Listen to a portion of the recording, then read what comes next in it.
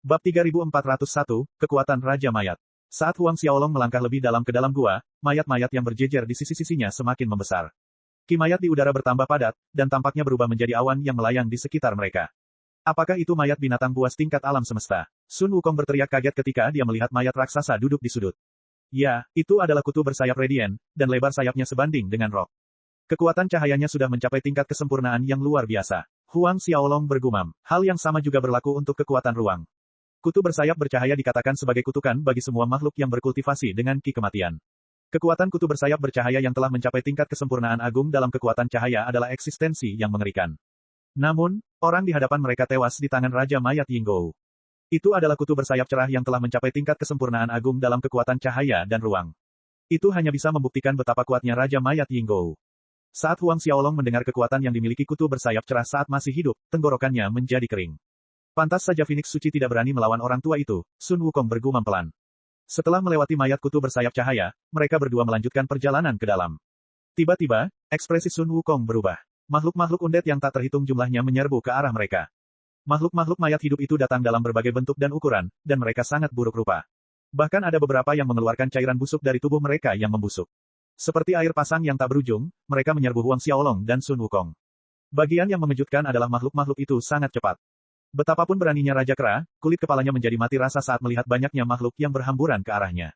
Yang mulia, orang tua itu mungkin merasakan kita. Huang Xiaolong mengangguk perlahan. Memanggil tongkat emasnya, Sun Wukong hendak melancarkan gerakannya ketika Huang Xiaolong menyela, tidak perlu melakukan itu. Ketika Sun Wukong masih terjebak dalam keadaan syok, ia melihat lautan makhluk hidup berhenti tepat di depannya. Mereka tampaknya terjebak di tempat. Selama makhluk-makhluk itu mendekati ketinggian 10.000 kaki, mereka akan terjebak di tempatnya. Setiap jenis kekuatan berasal dari sumber dunia. Huang Xiaolong menjelaskan. Sun Wukong menatap pemandangan di hadapannya dengan rasa tidak percaya. Kata-kata Huang Xiaolong bagaikan sambaran petir yang menghantam otaknya. Pada saat itu, seolah-olah tabir di sekelilingnya terangkat. Setiap jenis kekuatan berasal dari sumber dunia. Mungkin tampak sederhana, tetapi itulah kebenaran yang mengatur alam semesta. Huang Xiaolong mengangguk tanpa suara ketika melihat ekspresi pencerahan di wajah Sun Wukong.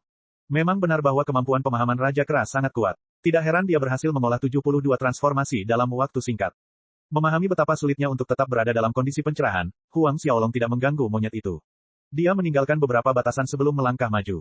Makhluk-makhluk mayat hidup akan mundur setiap kali dia mendekat, dan Huang Xiaolong tidak butuh waktu lama untuk menjelajah jauh ke dalam gua. Dia melewati banyak gunung mayat, dan beberapa lautan ki mayat hidup. Dia akhirnya tiba di pintu masuk sebuah istana. Istana itu terbuat dari tulang putih dan terdapat banyak sekali rune yang tertulis di seluruhnya. Seluruh istana merupakan artefak yang tak ternilai. Faktanya, itu sama bagusnya dengan gunung 5 jari yang dipadukannya dengan jimat tersebut. Ketika Huang Xiaolong tiba di pintu masuk istana, sinar cahaya muncul dari dalam saat seorang pemuda berjubah hijau berjalan keluar dari pintu masuk.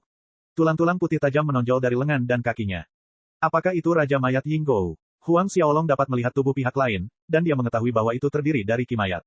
Namun, ki mayat yang membentuk tubuh Yinggou berbeda dari ki mayat yang pernah dia lihat sebelumnya. Rekan Taois memang kuat, tapi kau mungkin tidak akan bisa mengalahkanku di sini. Yinggou berbicara sambil terus menatap Huang Xiaolong.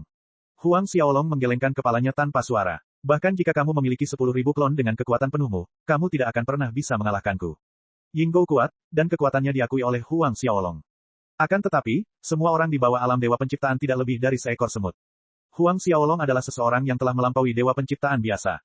Tidak peduli seberapa kuat Yinggou, dia tidak akan mampu melawan monster manusia. Menatap Huang Xiaolong dengan kaget, jejak amarah melintas di matanya. Ki kematian melesat ke arah Huang Xiaolong. Sayang sekali mereka bahkan tidak mendekati Huang Xiaolong. Ki kematian menghilang di udara seolah-olah tidak pernah ada sejak awal. Yinggou menatap Huang Xiaolong dengan kaget. Sosoknya kabur saat ia muncul di hadapan Huang Xiaolong di saat berikutnya. Lengannya menebas kepala Huang Xiaolong, dan tulang-tulang putih yang menonjol darinya tidak lebih lemah dari artefak surgawi bawaan. Bahkan leluhur Dao gabungan tingkat ke-9 tidak akan mampu menahan kekuatan korosi. Huang Xiaolong melambaikan tangannya dengan santai untuk menghentikan tulang-tulang putih itu. Yinggou terdiam saat mengetahui bahwa duri-duri itu tidak dapat menembus kulit Huang Xiaolong. Sebuah kekuatan mengerikan muncul dari lengan Huang Xiaolong dan menghantam Yinggou hingga menghantam dinding istana di belakangnya. Gelombang rasa sakit menghancurkan tubuh Yinggou dan dia tidak dapat mengerti apa yang sedang terjadi. Senjata terkuat yang dimilikinya gagal menembus kulit lawannya. Bahkan Buddha Rulai tidak memiliki pertahanan sekuat itu. Siapa kamu? Yinggou menahan rasa takut di hatinya dan bertanya. Huang Xiaolong. Huang Xiaolong. Jejak keraguan melintas di wajah Yinggou. Karena dia tinggal di gua di bawah gunung buah dan bunga, dia tidak tahu banyak tentang apa yang terjadi di dunia luar. Alasan dia memata-matai Huang Xiaolong adalah karena dia menyadari bahwa Sun Wukong telah kembali. Aku akan memberimu kesempatan untuk melepaskan serangan terkuatmu. Huang Xiaolong menggenggam tangannya di belakangnya dan bergumam. Sambil menyipitkan matanya, Yinggou menatap Huang Xiaolong sebelum dia berubah menjadi gelombang besar ki kematian yang menyerbu ke depan. Ada rune ki kematian yang tersembunyi dalam ombak, dan penampakan mayat besar dapat terlihat dari waktu ke waktu. Huang Xiaolong bisa merasakan kekuatan korosi yang mengerikan menyerangnya, tetapi dia tetap di tempatnya. Dia tidak membela diri dengan energi sejatinya saat gelombang itu menghantamnya. Gelombang raksasa ki kematian menelan Huang Xiaolong dalam sekejap. Setelah gelombang akhirnya mereda, ekspresi ketakutan terlihat di wajah Yinggou saat ia menatap Huang Xiaolong dengan tak percaya. Hanya ada dua orang di dunia Pangu yang dapat bertahan melawan energi mayatnya yang berasal dari sumber dunia. Salah satunya adalah Pangu, dan yang lainnya adalah Hong Jun. Keduanya adalah Dewa Pencipta. Bab 3402, 9 Api Sejati Phoenix. Kamu, dengan jantungnya yang bergetar, Yinggou menatap Huang Xiaolong seperti sedang melihat monster. Huang Xiaolong tidak lagi menahan diri, melepaskan auranya. Yinggou merasa seperti ada beban ribuan gunung yang menekan punggungnya dan dia langsung berlutut. Berjuang untuk bernapas, ki mayat di tubuhnya mulai berfluktuasi liar. Tidak peduli seberapa keras dia mencoba, dia tidak bisa menggerakkan satu otot pun. Seolah-olah dia terikat oleh energi dunia dan untuk pertama kalinya dalam hidupnya, dia merasa tidak berdaya. Tuan Pencipta, kumohon ampuni nyawaku. Teriak Yinggou dengan sekuat tenaga yang bisa dikerahkannya. Meskipun Huang Xiaolong bukan Dewa Pencipta, Yinggou salah mengira dia sebagai Dewa Pencipta. Tanpa menjelaskan dirinya, Huang Xiaolong menyembunyikan auranya sekali lagi. Yinggou merasa seperti diberi kesempatan hidup baru saat ia merangkak berlutut. Ia bersujud kepada Huang Xiaolong karena telah menyelamatkannya dan ekspresi ketakutan terlihat di matanya. Huang Xiaolong mengirimkan jejak ki nenek ungu ke tubuh Raja Mayat. Bangun, ya, Yang Mulia. Karena Sun Wukong masih dalam kondisi pencerahan dan mereka tidak akan bisa pergi untuk beberapa waktu, Huang Xiaolong menyuruh Yinggou membawanya ke Istana Tulang Putih dan berbagai daerah terlarang di dalam gua tersebut. Yinggou bukanlah orang yang menciptakan gua tersebut, dan gua tersebut diciptakan selama pembentukan dunia. Gua tersebut seperti gunung buah dan bunga, dan Yinggou jatuh cinta dengan tempat tersebut saat ia menginjakan kaki di sana. Karena itu, ia mengerahkan banyak upaya untuk merenovasi tempat tersebut. Meski gua itu kini menjadi kediamannya, ada banyak daerah terlarang yang Yinggou tak berani masuki. Huang Xiaolong menemukan tanaman herbal dan harta karun seperti cairan kehidupan ketika dia masuk, dan dia sedikit terkejut. Yinggou jelas terkejut saat melihat hasil panen Huang Xiaolong. Mengambil hampir 10 tetes, Huang Xiaolong menyerahkannya kepada Yinggou. Yang Mulia, apakah ini untukku? Yinggou tidak berani mempercayai keberuntungannya. Cairan kehidupan sama saja dengan air biasa bagiku. Aku tidak akan bisa menggunakannya lagi. Huang Xiaolong menjelaskan. Apa itu? Yinggou terdiam, namun dia berhasil mengucapkan terima kasih kepada Huang Xiaolong. Ketika mereka kembali ke sisi Sun Wukong, mereka dapat melihat bahwa tabir cahaya di sekitar tubuhnya masih kuat. Huang Xiaolong menganggukkan kepalanya tanpa suara. Sepertinya Sun Wukong memperoleh banyak hal kali ini. Dari apa yang terlihat, kekuatannya kemungkinan besar akan mencapai tingkat yang sama sekali baru. Yinggou memuji, sepertinya monyet ini akan sekuat aku dalam beberapa tahun. Masih terlalu dini. Huang Xiaolong menggelengkan kepalanya dan mendesah. Sun Wukong mungkin adalah monyet bercahaya spiritual, tetapi ia kurang hebat jika dibandingkan dengan Yinggou. Tidak peduli seberapa kuat kemampuan pemahaman Sun Wukong, ia tidak akan mampu melampaui Yinggou dalam beberapa juta tahun ke depan. Bagaimanapun, Yinggou adalah inkarnasi dari ki mayat yang lahir dari dunia. Keberadaannya sebanding dengan Rulai dan Nuwa. 2 hari lagi berlalu. Tersadar dari pencerahannya, Sun Wukong melihat Yinggou berdiri di hadapannya dan dia melompat ketakutan. Ketika tongkat emas muncul di tangan Sun Wukong, suara Huang Xiaolong bergema di benaknya. Cukup. Berbalik, dia melihat Huang Xiaolong berjalan ke arah mereka dari jauh. Yang Mulia, aku tahu dia adalah Raja Mayat Yinggou. Huang Xiaolong mengangguk dan melanjutkan, dia sudah menyerah padaku. Rahang Sun Wukong ternganga dan dia menggaruk kepalanya karena malu. Huang Xiaolong dan Yinggou terkekeh geli sebelum meninggalkan gua bersama Sun Wukong. Saat mereka muncul, Yinggou merasakan kebebasan saat ia memandang matahari yang menggantung tinggi di langit. Dia merasakan beban di dadanya terangkat, dan Huang Xiaolong bergumam, ini mungkin bukan hal buruk untukmu. Selama Yinggou mampu mengatasi iblis yang mengganggu hatinya, dia pasti akan tumbuh lebih kuat. Baik, Yang Mulia, seru Yinggou penuh rasa terima kasih. Apakah kamu pernah bertarung dengan burung Phoenix? Huang Xiaolong bertanya tiba-tiba. Ekspresi serius muncul di wajah Yinggou dan dia mendesah, dia sangat kuat, dan aku mungkin tidak akan bisa mengalahkannya. Huang Xiaolong mengangguk. Yang Mulia, apakah kita sekarang sedang menuju ke sarang Phoenix Suci? Sun Wukong bertanya dengan ekspresi bersemangat. Karena kita tidak ada urusan, ayo kita pergi. Huang Xiaolong terkekeh. Baiklah, sambil melompat kegirangan, Sun Wukong meningkatkan kecepatannya untuk memimpin jalan. Dengan senyum di wajah mereka, mereka bertiga tiba di bagian selatan gunung. Begitu mereka tiba, gelombang panas menghantam mereka. Itu adalah jenis panas yang membakar jiwa. Formasi jiwa neraka. Huang Xiaolong tersentak. Formasi Soul Inferno adalah salah satu formasi tingkat genesis. Formasi ini cukup kuat, dan dapat dengan mudah memurnikan ki mayat dari Yinggou. Huang Xiaolong melihat ke arah dua orang di belakangnya, dan dia menyadari bahwa Yinggou baik-baik saja. Dia bisa menahan aura jahatnya, tetapi Sun Wukong tidak bisa melakukan hal yang sama. Huang Xiaolong mengangkat tangannya untuk menembakkan jejak cahaya hijau ke otak monyet itu, dan Sun Wukong merasakan seluruh tubuhnya menjadi rileks seketika. Jika kalian bertiga mengganggu lebih jauh, kalian tidak bisa menyalahkanku karena bersikap tidak sopan. Sebuah suara agung yang terdengar lembut di telinga turun dari langit. Huang Xiaolong mengabaikannya sepenuhnya saat dia membawa keduanya masuk lebih dalam ke wilayah itu. Begitu mereka mengambil langkah pertama, lautan api terbentuk di udara di atas mereka dan mulai turun. 9 api sejati Phoenix. Ekspresi Sun Wukong berubah. 9 api sejati Phoenix adalah salah satu api terkuat di dunia. Bahkan lebih kuat dari api Samadhi yang membakarnya saat ia terperangkap di tungku Daois Laozi. Bahkan, kekuatannya ribuan kali lipat. Namun, api berubah menjadi es ketika mereka mendekati ketiganya. Dari kejauhan, lautan api tampak membentuk tempat berlabuh raksasa bagi Huang Xiaolong. Apa itu? Phoenix Suci mengeluarkan teriakan terkejut. Kekuatan es absolut pada tingkat kesempurnaan agung. Siapa kamu? Huang Xiaolong tidak menjawab, dia dengan santai meraih udara di depannya. 9 api sejati Phoenix mulai menyusut, dan berubah menjadi sebutir yang melompat-lompat di telapak tangannya. Sun Wukong dan Yinggou merasakan serangkaian petir menyambar kepala mereka saat melihat apa yang dilakukannya. Mereka tidak mengerti bagaimana lautan api itu bisa berubah menjadi sebutir biji di tangannya. Ketika kau mencapai tingkat kesempurnaan agung dalam kekuatan api absolut, kau akan mengerti. Huang Xiaolong menjelaskan. Selanjutnya, dia menunjuk ke sumber suara dan butiran api pun melesat keluar bagai peluru. Ledakan. Setelah ledakan raksasa, sosok burung Phoenix yang menyedihkan dapat terlihat terbang ke langit. Bab 3403, mengumpulkan buah persik abadi. Bab 3403, mengumpulkan buah persik abadi. Burung Phoenix itu lebih besar dari yang dapat mereka gambarkan. Ketika ia memanjangkan ke-9 ekornya, ia lebih besar dari apa yang dapat mereka bayangkan. Matanya bagaikan lautan keemasan. Namun, bulu burung Phoenix itu sudah tidak utuh lagi. Ada banyak bekas hangus di bulunya, dan ada lubang di sekujur tubuhnya. Sepertinya serangan Huang Xiaolong sebelumnya telah menyebabkan kerusakan yang cukup besar. Dengan api yang menyala di matanya, dia membuka mulutnya untuk menembakkan bola api keemasan ke arah Huang Xiaolong. Tetap sama sekali tidak terpengaruh, Huang Xiaolong menunjuk bola api itu. Aliran energi yang keluar dari ujung jarinya menghancurkan bola api itu, tetapi tidak berhenti di situ. Aliran itu terus berlanjut dan melesat ke kepala Holy Phoenix. Menabrak keras barisan pegunungan di bawahnya, puncak-puncak yang tak terhitung jumlahnya runtuh di bawahnya. Sun Wukong mengucek matanya karena terkejut. Holy Phoenix dikalahkan dengan satu jari. Itulah Phoenix suci yang mereka bicarakan. Dia sudah ada sejak awal waktu, dan bahkan Nuwa tidak berani bersikap angkuh di hadapannya. Satu-satunya orang yang hadir dan tidak tercengang adalah Yinggou.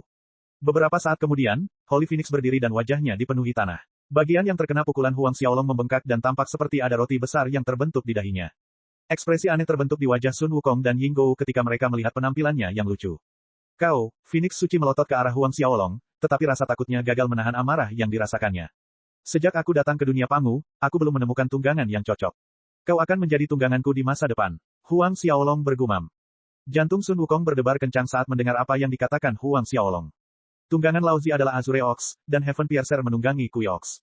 Lord of Primal Beginnings memiliki 9 naga yang menarik kereta gaharu miliknya, dan tunggangan mereka dapat dikatakan tak tertandingi di bawah langit. Namun, jika mereka membandingkannya dengan Holy Phoenix, mereka akan jauh lebih kurang. Begitu Holy Phoenix menjadi tunggangan Huang Xiaolong, ketiga dunia akan bergetar. Terlebih lagi, hubungan antara Holy Phoenix dan Rulei tidaklah sederhana. Jika Rulei mengetahui bahwa ibunya menjadi tunggangan seseorang yang ingin dibunuhnya. Sun Wukong merasakan jantungnya berdebar kencang karena kegembiraan.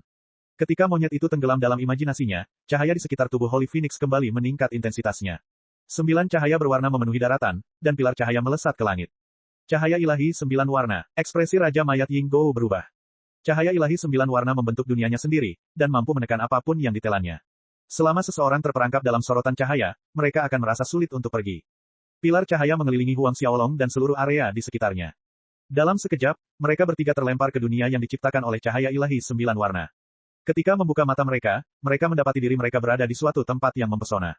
Cahayanya begitu terang sehingga mereka tidak dapat membuka mata mereka. Kalian bertiga bisa tetap berada di dunia cahaya ilahi 9 warna sampai kalian mati. Suara Phoenix suci terdengar di telinga mereka.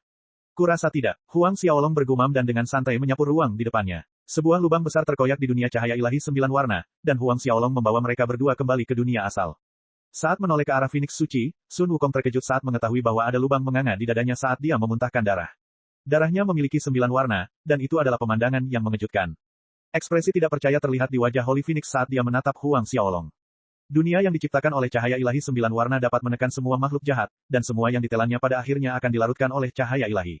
Mereka yang terperangkap di dalamnya tidak akan dapat menggunakan esensi abadi mereka, dan dia tidak tahu mengapa Huang Xiaolong mampu melakukannya.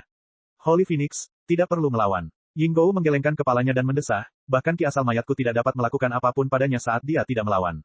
Bagaimana mungkin cahaya ilahi 9 warnamu bisa berbeda? Yinggou memberi petunjuk yang cukup besar kepada Holy Phoenix. Benar, wajahnya berubah saat mendengar apa yang dikatakannya. Sun Wukong tidak tahu apa yang terjadi ketika Huang Xiaolong bertarung dengan Yinggou, tetapi dia sama terkejutnya ketika mendengar apa yang terjadi.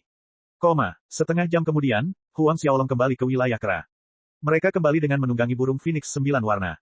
Ketika mereka akhirnya kembali, Huang Xiaolong memutuskan untuk memberikan dao kepada Yinggou, Holy Phoenix, dan Sun Wukong. Dengan izinnya, Scarlet Tailbone Babun dan Soldier Pierre Ching Ape duduk di samping. Ketika dia berbicara tentang dao, dia tidak duduk di atas teratai emas, dan kelopak bunga tidak turun dari langit. Tidak ada seekor naga pun di langit di atasnya, tetapi setiap kata yang dia katakan bagaikan kilat surgawi yang menyambar jauh ke dalam hati mereka yang hadir. Segala sesuatu yang luput dari perhatian mereka tidak lagi tampak membingungkan. Saat pertemuan Persik Abadi semakin dekat, dunia abadi mulai memanas. Berbagai pemimpin faksi membawa para ahli mereka menuju pegunungan Kunlun, dan bahkan para ahli setingkat Kaisar Surgawi Crab Myrtle yang jarang terlihat mulai bermunculan. Beberapa lusin hari berlalu dalam sekejap mata. Pertemuan para Persik Abadi akhirnya tiba. Ada begitu banyak orang di sini. Yinggou melihat ke arah lautan manusia yang bergegas menuju pegunungan Kunlun dan berseru. Hehe, tentu saja ada. Bahkan penguasa Netherworld dan berbagai makhluk abadi akan datang. Sun Wukong mencibir. Dia bisa mengingat rasa buah persik abadi seperti dia memakannya kemarin. Setelah menghabiskan bertahun-tahun di bawah Gunung Lima Jari, rasa buah persik abadi akhirnya muncul kembali dalam pikirannya. Hari ini, dia akhirnya akan melihat buah persik yang telah lama ditunggu. Jejak harapan terbentuk di hati Huang Xiaolong ketika dia melihat kerumunan orang yang bergegas ke pertemuan itu. Dia berharap bahwa Master Dao Harta Karun Segudang dan Dewi Roh Emas akan hadir. Mendesak Holy Phoenix untuk bergerak lebih cepat, kelompok Huang Xiaolong menyerbu menuju pegunungan Kunlun. Saya dengar Buddha Rulai juga akan hadir. Beliau ingin mengucapkan selamat kepada Ibu Suri dari Barat atas umur panjangnya. Buddha Rulai bukan satu-satunya. Kaisar Giok, Lao Zi, dan penguasa awal mula juga akan hadir. Lao Zi dan penguasa awal mula tidak muncul sejak Perang Kuno. Apakah menurutmu mereka kembali karena leluhur iblis bawaan, Huang Xiaolong? Dewi Nuwa juga akan hadir. 4 dari 6 orang bijak agung akan hadir. Sangat mungkin mereka berencana untuk menghadapi Huang Xiaolong bersama-sama. Lagi pula, kudengar Huang Xiaolong juga berencana untuk ikut serta dalam pertemuan itu. Apakah Huang Xiaolong gila? Apakah dia ada di sini untuk membuat masalah lagi? Sekelompok ahli berdiskusi di antara mereka sendiri. Saat mereka sedang berbicara, sebuah sosok raksasa muncul di samping mereka. Ada seorang pemuda berjubah hijau, dan seekor monyet duduk di atas burung Phoenix. Mereka tidak tahu siapa kedua pemuda itu, tetapi ekspresi mereka berubah ketika melihat monyet itu. Hebat, orang bijak yang hebat. Bab 3404, Leluhur Buddha, ini. Bab 3404, Leluhur Buddha, ini. Orang lain mungkin tidak tahu siapa Sun Wukong secara sekilas, tetapi ketika mereka mendengar teriakannya, hati mereka bergetar. Hebat, bijak hebat, Sun Wukong. Mereka tidak dapat berbuat apa-apa karena reputasi Raja Kera sudah terkenal di seluruh negeri. Istana Surgawi adalah eksistensi yang mengendalikan dunia abadi, tetapi Raja Kera berhasil mengguncangnya sendiri. Satu eksistensi saja dapat menyebabkan wajah para makhluk abadi berubah. Ketika Kaisar Langit memberi perintah untuk menangkap Sang Bijak Agung, Li Jing, Neza, dan Yang Jian harus bergandengan tangan untuk menghadapi kera itu. Pertempuran itu menyebabkan langit bergeser dan lautan berguncang. Pada akhirnya, Istana Surgawi hanya bisa kembali dengan kekalahan. Karena tidak ada pilihan lain, Kaisar Langit hanya bisa meminta leluhur Buddha, Rulai, untuk berurusan dengan Sun Wukong.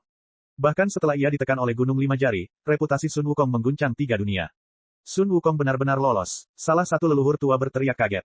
Saat Huang Xiaolong menyelamatkan Sun Wukong sebelumnya, ada rumor yang beredar. Namun, Istana Surgawi menyembunyikan berita tersebut, dan banyak orang tidak menyangka bahwa Raja Kera benar-benar melarikan diri. Terlebih lagi, mereka tidak percaya dia bisa. Bagaimanapun, jimat itu adalah harta karun sejati milik Buddha Rulai. Jimat itu bisa menekan apapun di bawah langit. Mereka tidak percaya ada orang yang mampu menyelamatkan Sun Wukong. Mereka tampaknya menuju Gunung Kunlun. Jangan bilang dia berencana untuk menghancurkan pertemuan itu. Di masa lalu, dia diam-diam memakan semua buah persik abadi yang berusia lebih dari 9.000 tahun. Siapakah lelaki berjubah hijau yang bepergian bersama Sun Wukong? Belum lagi fakta bahwa ada seorang anak muda yang menunggangi burung Phoenix di depan mereka. Raut ketakutan terlihat di wajah para ahli. Mereka saling menatap ketika keheningan meliputi daratan. Setelah waktu yang lama, sebuah suara gemetar terdengar di langit. Dia tidak mungkin Huang Xiaolong, leluhur iblis bawaan, kan? Kudengar Huang Xiaolong adalah orang yang menyelamatkan Sun Wukong dari bawah Gunung Lima Jari. Huang Xiaolong. Semua orang membeku di udara. Huang Xiaolong mungkin baru saja muncul, tetapi dia membunuh Zhao Qi, Yang Kai, dan dia menculik Golden Brow Arhat sebelum membunuh Chen Chong. Dia mengalahkan Dewi Wudang dan Dewi Roh Kura-Kura dengan satu pukulan. Reputasinya telah melampaui Sun Wukong. Apakah mereka bergabung? Jika memang begitu, pertemuan persik abadi akan berubah menjadi pertumpahan darah. Seseorang berseru kaget. Salah satu Raja Abadi mencibir, Buddha Rulai, Dewi Nuwa, Lao Zi, dan Dewa Awal Mula akan hadir di sana. Dengan kerjasama mereka, bahkan 100 Sun Wukong dan Huang Xiaolong tidak akan cukup untuk menimbulkan gelombang di pertemuan persik abadi. Mereka sedang terburu-buru menuju kematian mereka. Raja Abadi Baiki benar. Dengan kehadiran 4 orang bijak, tidak ada yang perlu ditakutkan. Kita harus bergegas kalau kita ketinggalan pertempuran. Ya, kami tidak sabar melihat mereka mati. Para ahli yang bepergian menambah kecepatan mereka. Saat Huang Xiaolong dan yang lainnya sedang berjalan mendekat, mereka yang sudah tiba menerima berita tentang kemunculan mereka. Para dewa di Gunung Kunlun menjadi gempar. Raja Surgawi Crab Myrtle mencibir, untunglah mereka ada di sini. Kita hanya takut mereka akan bersembunyi di cangkang mereka di suatu tempat. Sekarang mereka akhirnya datang, mereka bisa yakin bahwa tidak seorang pun akan pergi. Ketika muridnya, Chen Chong dibunuh oleh Huang Xiaolong, banyak orang mengatakan bahwa dia pengecut karena tidak memburu Huang Xiaolong. Dia merasakan amarah dalam hatinya, tetapi dia tidak dapat melampiaskannya, tidak peduli seberapa keras dia mencoba. Ibu Suri dari Barat, Kaisar Giok, Buddha Rulai, Dewi Nuwa, Laozi, dan Dewa Awal Mula duduk di panggung di tengah-tengah pertemuan. Meskipun Rulai adalah leluhur Buddha, dia adalah seorang junior di antara yang lainnya. Dia lebih muda dari Laozi dan penguasa Awal Mula, dan dia duduk di samping. Beraninya monyet itu datang, geram Ibu Suri dari Barat. Sebagai penyelenggara pertemuan buah persik abadi, dia tidak bisa melupakan saat Sun Wukong mencuri buah persik sebelumnya. Jejak kemarahan terlihat di wajahnya. Dewi Nuwa dianggap sebagai wanita tercantik di ketiga dunia, Ibu Suri dari Barat setara dengannya. Mereka cantik dengan kecantikan mereka sendiri, dan dia memancarkan aura menggoda. Tidak mengherankan Kaisar Langit menghabiskan waktu begitu lama untuk mengejar Ibu Suri dari Barat. Kaisar Langit menoleh padanya dan berkata, adik perempuan, kau bisa tenang saja. Dengan adanya para senior, Huang Xiaolong dan si monyet tidak akan bisa meninggalkan tempat ini hidup-hidup.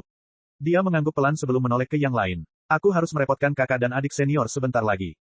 Mereka berdua adalah pelayan Hong Jun, dan meskipun mereka bukan muridnya, identitas mereka terlihat jelas. Ketika mereka mendengar apa yang dikatakannya, mereka mengangguk serempak. Apakah harta karun segudang dan roh emas telah tiba? Dewa Awal Mula bertanya kepada Shen Gongbao. Guru, mereka sudah sampai. Lord of Primal Beginnings dan Heaven Piercer adalah saudara seperguruan, dan dia dapat dianggap sebagai paman seperguruan mereka. Huang Xiaolong kemungkinan besar ada di sini untuk mereka. Bawa mereka kepadaku, kata penguasa Awal Mula. Sambil membungkuk hormat, dia segera membawa keduanya mendekat. Saat semua orang menunggu kedatangan Huang Xiaolong dan yang lainnya, beberapa sosok muncul di cakrawala. Itu Huang Xiaolong. Dia yang menunggangi burung Phoenix. Teriak seseorang. Ketika semua orang menoleh ke arah orang yang menunggangi burung Phoenix, teriakan terdengar dari langit. Jadi itu Huang Xiaolong. Sun Wukong juga ada di sana. Ketika semua orang fokus pada Huang Xiaolong dan Sun Wukong, tatapan Rulai beralih ke burung Phoenix. Ia merasakan sambaran petir menyambar tubuhnya, dan wajahnya yang tidak berekspresi selama ratusan juta tahun berubah seketika. Kemarahan menyerbu hatinya saat ia berdiri. Pandangannya tertuju pada burung Phoenix. Laozi dan yang lainnya juga memperhatikan burung Phoenix, dan ekspresi aneh terlihat di wajah mereka. Sejak dunia ini diciptakan, Phoenix suci jarang terlihat di luar gunung buah dan bunga. Tidak banyak orang yang pernah melihat Phoenix suci, tetapi mereka yang duduk di panggung pasti dapat mengenalinya. Ekspresi aneh terlihat di wajah para kultivator lain yang hadir ketika mereka menyadari perilaku aneh Rulai.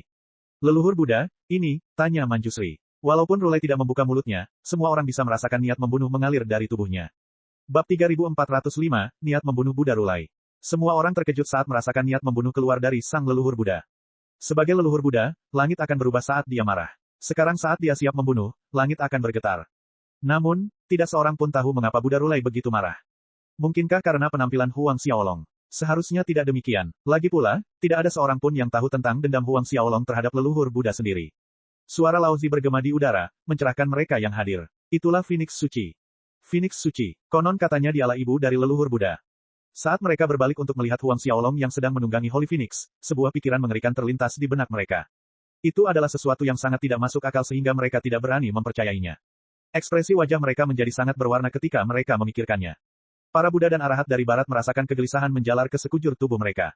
Jika burung Phoenix yang ditunggangi Huang Xiaolong benar-benar Phoenix suci, dia pasti sedang menunggangi Ibu Rulai.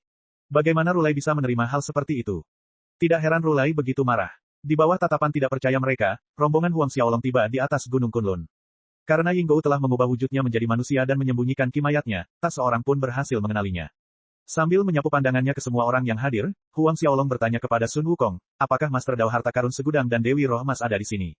Sun Wukong melangkah maju dan membungkuk hormat, Yang Mulia, mereka ada di sana, di samping penguasa Awal Mula. Tatapan Huang Xiaolong beralih ke panggung tengah dan dia melihat seorang pemuda dan seorang gadis muda berdiri di belakang penguasa Awal Mula. Mereka mengenakan jubah dao yang dilindungi oleh formasi yang tak terhitung jumlahnya. Selain itu, jubah dao mereka tidak terbuat dari bahan biasa. Mereka terbuat dari artefak bawaan yang lahir selama penciptaan dunia. Karena mereka berdua adalah murid dari Heaven Piercing Sage, mereka memiliki tingkat kekuatan yang mengejutkan. Namun, jantung mereka mulai berdebar kencang saat mereka menyadari tatapan Huang Xiaolong.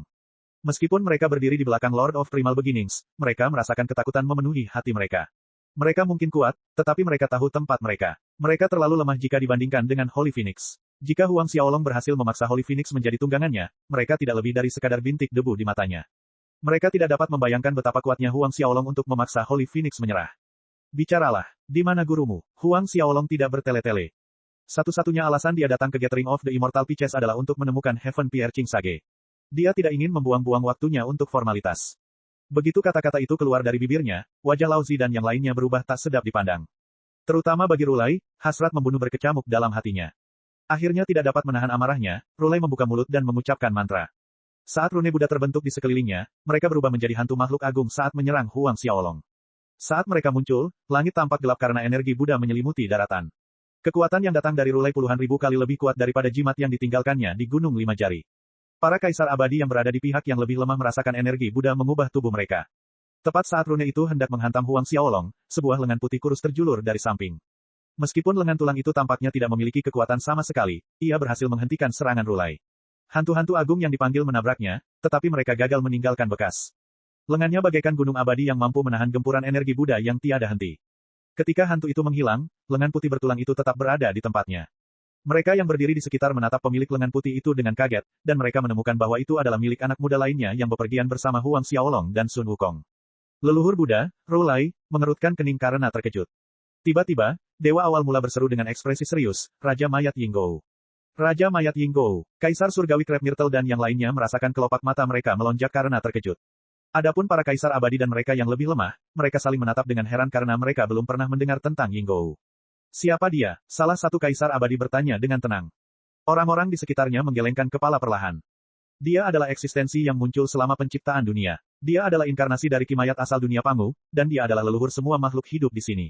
Kekuatannya tak terduga, seseorang menjelaskan. Ketika mereka menoleh untuk melihat sumber suara, mereka terkejut menemukan bahwa Raja Luya berdiri di belakang mereka.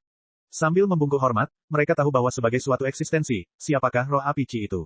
Ia diciptakan selama penciptaan dunia, dan senioritasnya mendekati 6 orang bijak di panggung tengah. Ketika mereka mendengar penilaian Luya tentang kekuatan Raja Mayat Yinggou, ekspresi mereka berubah. Yinggou, kau akan bisa mempertahankan hidupmu jika kau pergi sekarang juga. Ekspresi Rulai berubah. Kalau tidak, aku akan menekanmu di bawah Elysium dan memurnikan jiwamu setiap hari. Kau tidak akan bisa bereinkarnasi. Senyum mengejek tersungging di bibir Yinggou. Rulai, orang lain mungkin takut padamu, tapi aku bukan mereka. Aku akan memberimu sedikit nasihat. Minggir dari pegunungan ini dan berhentilah mengganggu Yang Mulia. Kalau tidak, hehehe. Kalau tidak apa, cahaya keemasan di sekitar tubuh Rulai berubah menjadi pilar yang menjulang ke surga. Kalau tidak, kamu tidak akan pergi hari ini. Seberkas cahaya melesat keluar dari mata leluhur Buddha, dan sebuah teratai emas muncul di bawah kakinya. Ada 20 kelopak pada teratai emas itu, dan itu adalah tempat duduk teratai yang dimiliki Rulai sejak ia mencapai pencerahan. Meskipun kursi teratai dengan 20 kelopak dapat dianggap sebagai artefak bawaan tingkat puncak, namun kursi itu telah melampaui jangkauan kekuatan. Kursi itu terhubung dengan kekayaan seluruh benua Buddha Barat, dan tidak ada yang dapat menghalanginya. Hong Jun bahkan mengatakan bahwa dengan teratai emas dengan 20 kelopak, Rulai tidak akan terkalahkan. Seuntai manik-manik muncul di atas kepala Rulai setelah teratai emas muncul. Itu adalah harta karunnya yang lain, tasbih doa dharma. Itu memiliki efek yang sama seperti jimat yang ditinggalkannya di Gunung Lima Jari, tetapi beberapa kali lebih kuat. Itu dapat memaksa pihak lain untuk kembali ke bentuk aslinya, dan itu memiliki kemampuan menekan yang mengejutkan. Seolah itu belum cukup, Rulai mengeluarkan artefak lainnya. Itu adalah spanduk yang berisi energi Buddha yang tak terbatas. Spanduk itu mampu menjebak siapapun yang dia inginkan, dan jika dia berhasil menangkap seseorang, mereka tidak akan bisa keluar kecuali mereka lebih kuat dari Rulai sendiri. Maju, tasbih itu melesat ke arah Huang Xiaolong dan yang lainnya hanya dengan satu kata. Yinggou dan yang lainnya tahu bahwa mereka tidak akan bisa lepas dari tasbih itu tidak peduli seberapa jauh mereka terbang, dan Sun Wukong tidak lagi menahan kemampuannya. Mengeluarkan raungan yang menggetarkan, ia berubah menjadi seekor kera raksasa. Itulah wujud asli dari kera batu cahaya spiritual. Karena Yinggou lebih kuat, dia tidak perlu menggunakan kekuatan penuhnya untuk menghadapi serangan Rulai. Namun, kimayat di tubuhnya mulai menggila dan menjadi sedikit lebih sulit baginya untuk mengendalikannya. Bab 3406, jangan salahkan aku jika aku tidak mempertimbangkan Hong Jun. Semua orang melompat kegirangan saat melihat Sun Wukong telah dipaksa berubah ke wujud aslinya. Mereka bahkan lebih gembira saat melihat Yinggou hampir kehilangan kendali atas kemampuannya. Hahaha, mereka pikir mereka siapa? Leluhur itu memaksa mereka untuk menunjukkan wujud asli mereka saat dia menyerang. Beraninya orang seperti itu menyebut dirinya Raja Mayat. Salah satu arhat tertawa. Peristiwa itu mengundang tawa dari semua orang, dan bahkan para Raja Surgawi pun menghela napas lega. Saudara bela diri Rulai memang hebat. Ibu Suri dari Barat terkekeh. Senyumnya yang berseri-seri membuat hati Kaisar Giok bergetar sekali lagi.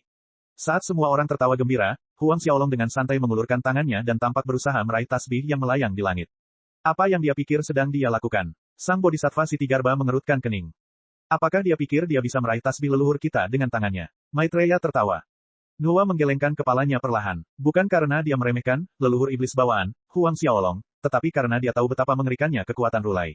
Bahkan Lao Zi, penguasa awal mula, atau siapapun yang hadir tidak akan mampu mencapai prestasi seperti itu.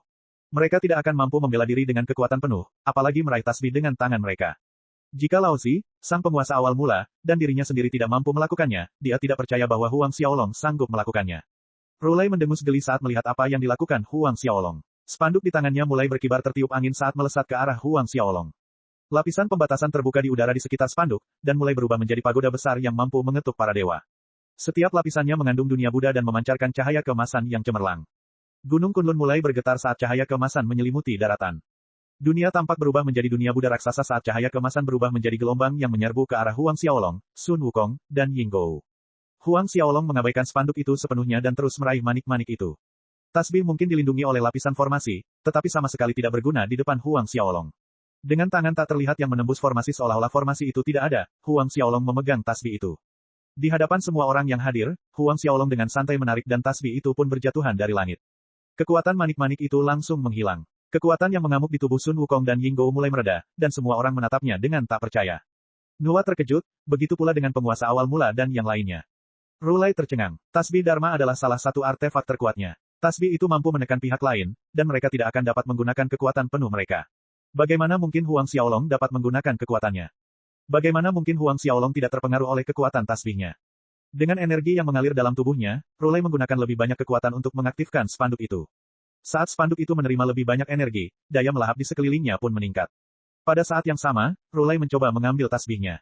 Saat Huang Xiaolong meraih manik-manik itu, ruang di sekitar spanduk itu mulai bergeser. Sosok Huang Xiaolong, Sun Wukong, Yinggou, dan bahkan Holy Phoenix mulai terdistorsi di mata semua orang yang hadir. Sosok mereka mulai kabur, dan mereka seolah tersedot ke dalam dunia yang ada di dalam spanduk. Orang pertama yang tersedot adalah Sun Wukong. Ketika Sun Wukong mengacau di Istana Surgawi di masa lalu, tidak ada yang berhasil menahannya. Dia kuat, dan dia menjadi lebih kuat lagi setelah Huang Xiaolong memberinya sedikit bantuan. Dia mencapai tingkat kekuatan yang sama sekali baru, tetapi sangat disayangkan dia melawan Rulai, salah satu dari 6 orang bijak di dunia suci. Kekuatan spanduk itu terlalu kuat. Ketika Sun Wukong menghilang ke dunia yang dilingkupi Panji, semua orang bersorak. Yinggou berubah menjadi lautan kimayat saat ia mencoba melawan kekuatan Panji tersebut. Saat seringai tersungging di bibir Rulai, dia tahu bahwa hanya masalah waktu sebelum Yinggou tertangkap. Bagaimanapun, Panji ilahi mampu menekan semua kejahatan di dunia. Tidak peduli seberapa kuat kimayat, pada akhirnya akan ditekan oleh energi Buddha miliknya. Rulai menoleh menatap Huang Xiaolong. Ia ingin melihat bagaimana bocah nakal itu akan melawan kekuatan yang tak terhentikan dari Panji ilahi. Nuwa dan yang lainnya menatap Huang Xiaolong dengan penuh harap. Mengangkat satu jari, Huang Xiaolong menunjuk ke arah spanduk. Seberkas cahaya menembus energi Buddha yang mengerikan di sekitar spanduk, dan menghantam langsung ke artefak itu. Sebuah lubang besar tercipta di spanduk raksasa yang panjangnya entah berapa mil itu. Mereka yang berdiri di sepanjang Gunung Kunlun akan mengira Panji ilahi itu hanyalah selembar kertas tipis jika saja Panji itu tidak berhasil menindas Sun Wukong sedetik yang lalu. Dengan munculnya lubang besar itu, energi Buddha yang memenuhi langit meletus seperti balon. Spanduk itu menyusut dan jatuh ke tanah. Cahaya keemasan itu lenyap sepenuhnya, dan tidak ada bedanya dengan dahan pohon yang patah. Sun Wukong yang tersedot ke dunia Buddha muncul kembali di samping Huang Xiaolong. Dengan hancurnya Panji ilahi secara tiba-tiba, Rulai menerima serangan balasan yang sangat besar. Ia mundur dan menabrak meja-meja yang tak terhitung jumlahnya yang penuh dengan buah-buahan dan rempah-rempah ilahi. Buah persik abadi berserakan di tanah seolah-olah mereka adalah kubis yang tumbuh di sisi jalan. Teratai emas berkelopak 20 di bawah Rulai mulai meredup. Saat semua orang menatap Huang Xiaolong dengan kaget, keheningan meliputi seisi negeri. Ahli terkuat di wilayah barat, salah satu dari 6 orang bijak, leluhur Buddha Rulai, dikalahkan dengan satu serangan dari Huang Xiaolong. Huang Xiaolong tetap tanpa ekspresi. Rulai adalah ahli terkuat yang ditemuinya sejak ia melangkah ke dunia Pangu, tetapi ia sebanding dengan Kaisar Surgawi kebahagiaan ekstrim yang ditemuinya di dunia arwah. Di dunia arwah, Huang Xiaolong membunuh Kaisar Surgawi yang sangat bahagia yang memiliki 800 juta unit energi kosmos agung. Mereka tidak ada apa-apanya di hadapan Huang Xiaolong saat itu, apalagi dirinya saat ini. Huang Xiaolong melirik Rulai dan berkata, "Aku akan mengampuni nyawamu setelah mempertimbangkan reputasi Hong Jun. Jika kau bertindak lain terhadap kami, kau tidak bisa menyalahkanku karena berurusan denganmu." Ekspresi Rulai sangat buruk setelah dipaksa mundur. Setelah mendengar apa yang dikatakan Huang Xiaolong, dia merasa semakin terhina. Tidak masuk akal, gerutu Rulai. Kau nyaris menang dalam pertarungan ini. Apa kau benar-benar berpikir bisa mengalahkanku? Setelah dia berbicara, cahaya kemasan di sekujur tubuhnya mulai berputar. Semua Buddha bersiap. Setiap orang suci yang datang dari benua barat naik ke langit. Mereka muncul di belakang Rulai, dan mereka tampak menjadi satu makhluk. Dengan dukungan dari berbagai Buddha dan Arhat, cahaya di sekitar Rulai kembali meningkat intensitasnya. Cahaya itu tampaknya memiliki kekuatan untuk menekan surga. Bab 3407, Rulai muntah darah. Bab 3407, Rulai muntah darah. Ekspresi wajah orang-orang yang menyaksikan pertempuran itu berubah ketika mereka merasakan energi mengerikan yang datang dari Rulai. Bahkan orang-orang bijak yang dikatakan berada di level yang sama dengan Rulai pun mundur beberapa langkah. Setelah menerima dorongan dari para dewa abadi di benua barat, aura Rulai terlalu mengerikan. Ekspresi kesakitan muncul di wajah Yinggou saat merasakan aura yang keluar dari tubuh Rulai. Ekspresinya berubah, dan dia gagal mengendalikan kekuatan yang mengalir melalui tubuhnya. Dia merasa seolah-olah kimayat dalam dirinya sedang dimurnikan, dan dia seperti manusia biasa yang dilemparkan ke dalam tungku. Keadaan Sun Wukong tidak jauh lebih baik saat Ki Iblis mulai muncul dari atas kepalanya. Sebelum keadaan menjadi lebih buruk, Huang Xiaolong mengulurkan tangannya dan seberkas cahaya biru dingin membentuk dinding di sekeliling mereka. Tidak peduli seberapa mengejutkan aura Rulai, aura itu gagal menembus pilar Ki Es. Dinding biru itu tampaknya menjebak energi Buddha Rulai di Gunung Kunlun. Yinggou dan Sun Wukong perlahan pulih. Dengan ekspresi yang suram, sebuah tongkat muncul di tangan Rulai. Itu adalah tongkat penekan kejahatan, dan tongkat itu sebanding dengan tasbih Dharma dalam hal kekuatan. Tongkat itu sangat efektif melawan makhluk jahat. Bendera hijau muncul di tangannya yang lain. Ketika para Buddha dan makhluk suci di benua barat melihat benda di tangan Rulai, mereka menarik napas dingin karena tidak percaya. Bahkan ketika dia memanggil tasbih Dharma sebelumnya, mereka tidak bereaksi begitu kuat. Orang hanya bisa membayangkan betapa istimewanya bendera hijau itu. Itu adalah bendera harta karun teratai hijau, dan itu adalah harta karun bawaan yang tercipta selama pembentukan dunia.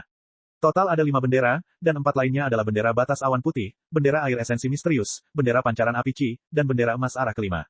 Jika seseorang berhasil mengumpulkan kelima bendera itu, mereka akan menjadi tak terkalahkan di bawah langit. Mereka akan benar-benar menjadi eksistensi yang tak terkalahkan. Bahkan dengan 20 kelopak teratai emasnya, Rulai tidak akan mampu mengalahkan siapapun yang mengumpulkan kelima bendera. Mengangkat tongkat penekan kejahatan, seberkas cahaya keemasan merobek angkasa dan menghantam dinding yang dibuat oleh Huang Xiaolong. Sebuah lubang raksasa terbentuk di dinding, dan retakan mulai muncul di sekelilingnya.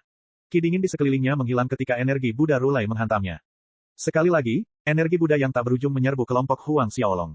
Wajah Sun Wukong dan Yinggou berubah sekali lagi. Yinggou adalah inkarnasi dari kimayat asal, dan tubuhnya tidak lebih lemah dari Rulai. Namun, Rulai mampu menerima ajaran Hong Jun, dan dia berada di level yang berbeda. Yinggou bukanlah tandingan Rulai terutama setelah Rulai memurnikan segala macam artefak penekan kejahatan. Tongkat penekan kejahatan melesat ke arah Huang Xiaolong.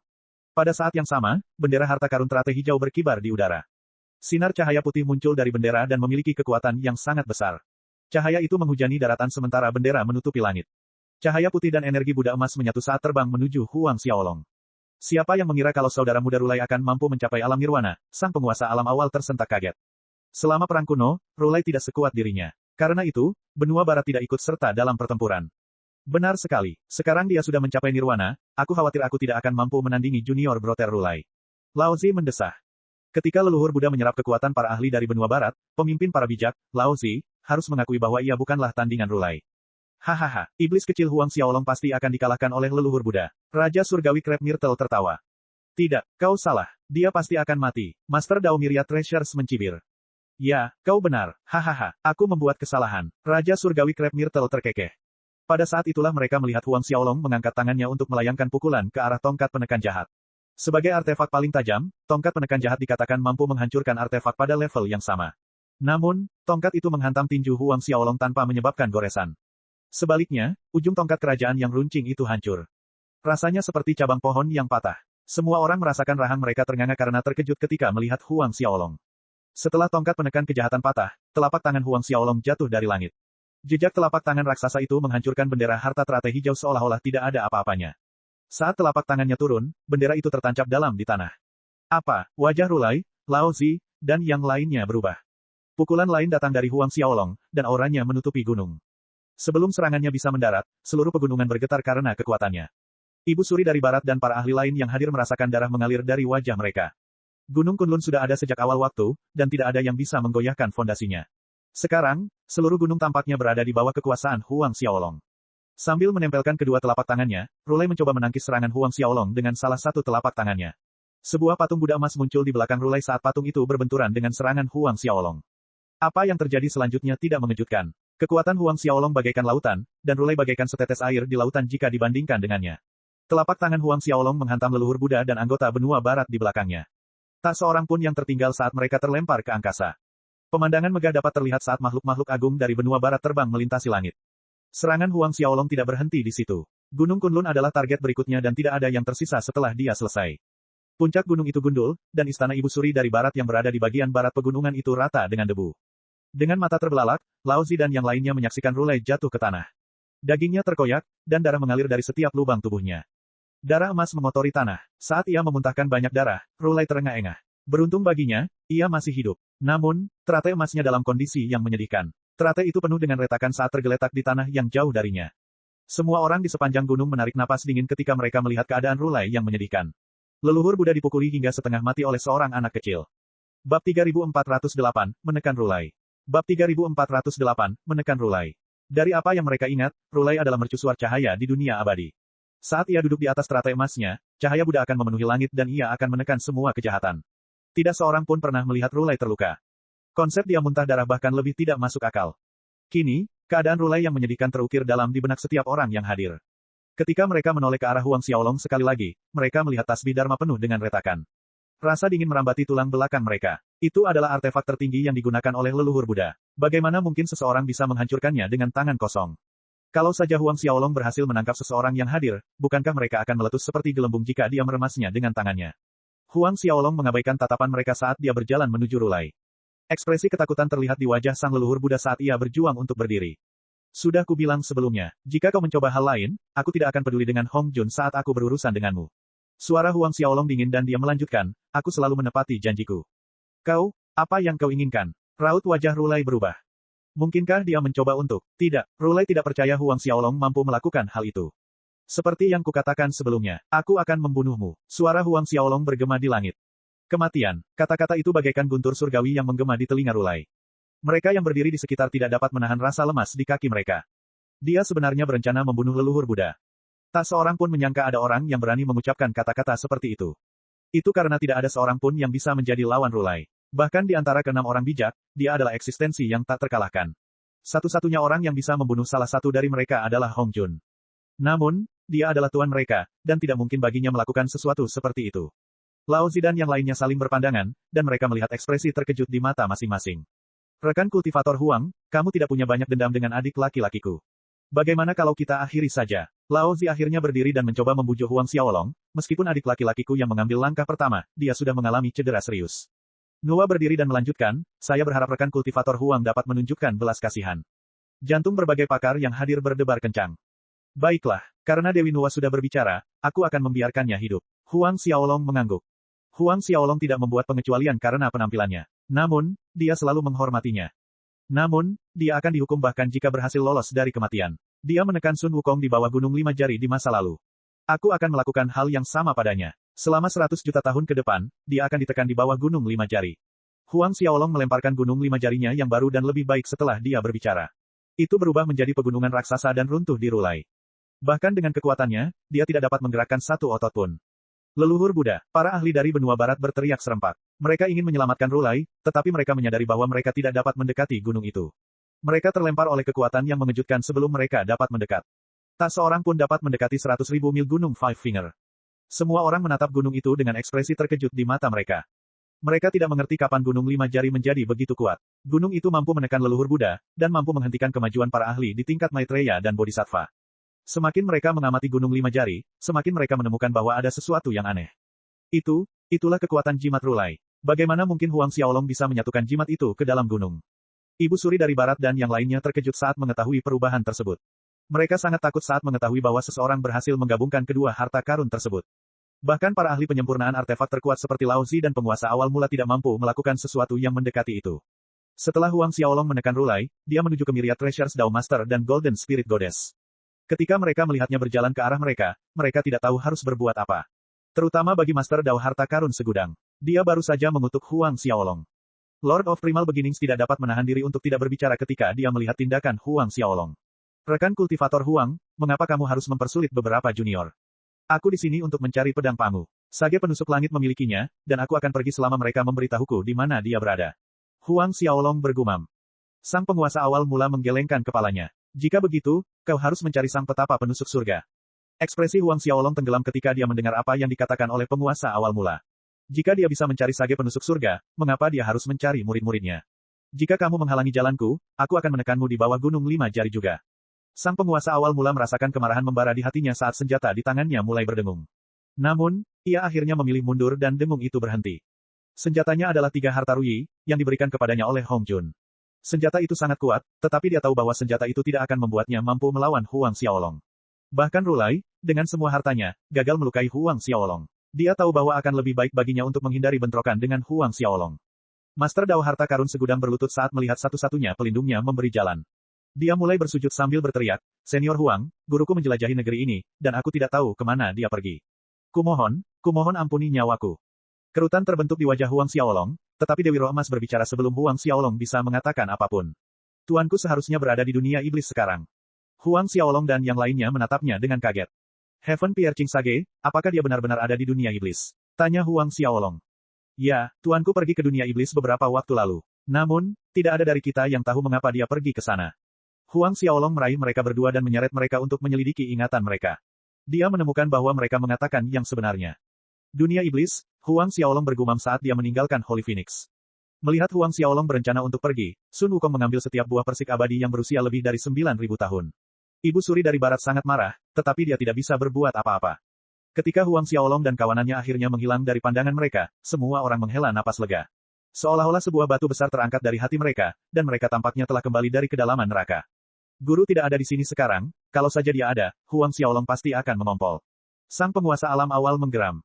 Semua orang mengangguk tanpa bersuara. Mari kita bergandengan tangan untuk melihat apakah kita bisa menyelamatkan adik kita. Lao Zi tiba-tiba berbicara. Baiklah, Nuwa dan yang lainnya setuju. Saat para resi mendekati Gunung Lima Jari, mereka mengeluarkan semua harta karun di gudang senjata mereka. Bahkan setelah mengerahkan seluruh kekuatan mereka, mereka gagal melakukan apapun. Kekuatan 6 kata kebenaran menghancurkan serangan mereka, dan mereka terpaksa mundur. Tidak ada seorang pun yang dapat tetap tenang ketika mereka menyadari bahwa leluhur Buddha benar-benar akan ditindas selama 100 juta tahun ke depan. Bab 3409, Istana Iblis Tanpa Surga. Bab 3409, Istana Iblis Tanpa Surga. Semua orang yang hadir, terutama kelima orang bijak, terkejut. Mereka berlima gagal menggerakkan gunung itu meskipun telah mengerahkan segenap tenaga mereka. Beberapa menit yang lalu, penguasa awal mula berpikir untuk mengumpulkan semua saudara seperguruannya untuk mengepung Huang Xiaolong. Dia menghela napas lega karena tidak mencoba melakukan hal bodoh. Jika dia bertindak sedikit lebih gegabah, dia akan disegel di bawah gunung 5 jari seperti Rulai. Lao Zi menghela napas, kekuatan Huang Xiaolong telah melampaui harapan kita. Kita hanya bisa menunggu kembalinya guru untuk menyelamatkan saudara muda Rulai. Tetapi, guru telah meninggalkan dunia Pangu selama beberapa tahun. Siapa yang tahu kapan dia akan kembali? Nuwa menggelengkan kepalanya dan bergumam. Tampaknya Rulai akan menjalani hari-hari yang panjang. Sebagai salah satu dari 6 orang bijak, Rulai adalah leluhur Buddha. Ia adalah kekuatan yang menopang benua barat, dan tidak seorang pun tahu apakah ia masih bernapas di bawah gunung 5 jari. Membunuhnya akan menjadi pilihan yang jauh lebih baik. Hukuman Huang Xiaolong merupakan penghinaan bagi benua barat. Sekarang setelah Rulai pergi, Nuwa dapat membayangkan nasib faksi-faksi Buddha.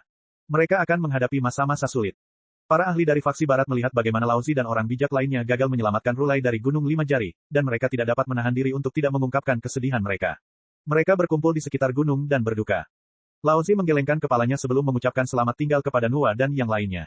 Ia pergi dengan lembu birunya, dan yang lainnya segera pergi. Hanya Ibu Suri dari barat dan Kaisar Giok yang tersisa di Gunung Kunlun. Melihat para ahli dari benua barat, kerutan terbentuk di wajah Ibu Suri dari barat. Mereka berada di wilayahnya, dan mereka sangat berisik saat mereka berduka atas kematian leluhur mereka. Bagaimana dia bisa berkultivasi dengan tenang? Akan tetapi, dia tahu bahwa mereka ingin menyelamatkan adik laki-lakinya, dan dia tidak mungkin mengusir mereka. Adik perempuan, apakah kamu ingin tinggal di sisiku untuk sementara waktu? Kaisar Langit langsung memanfaatkan kesempatan itu. Setelah ragu sejenak, dia menganggukkan kepalanya. Baiklah.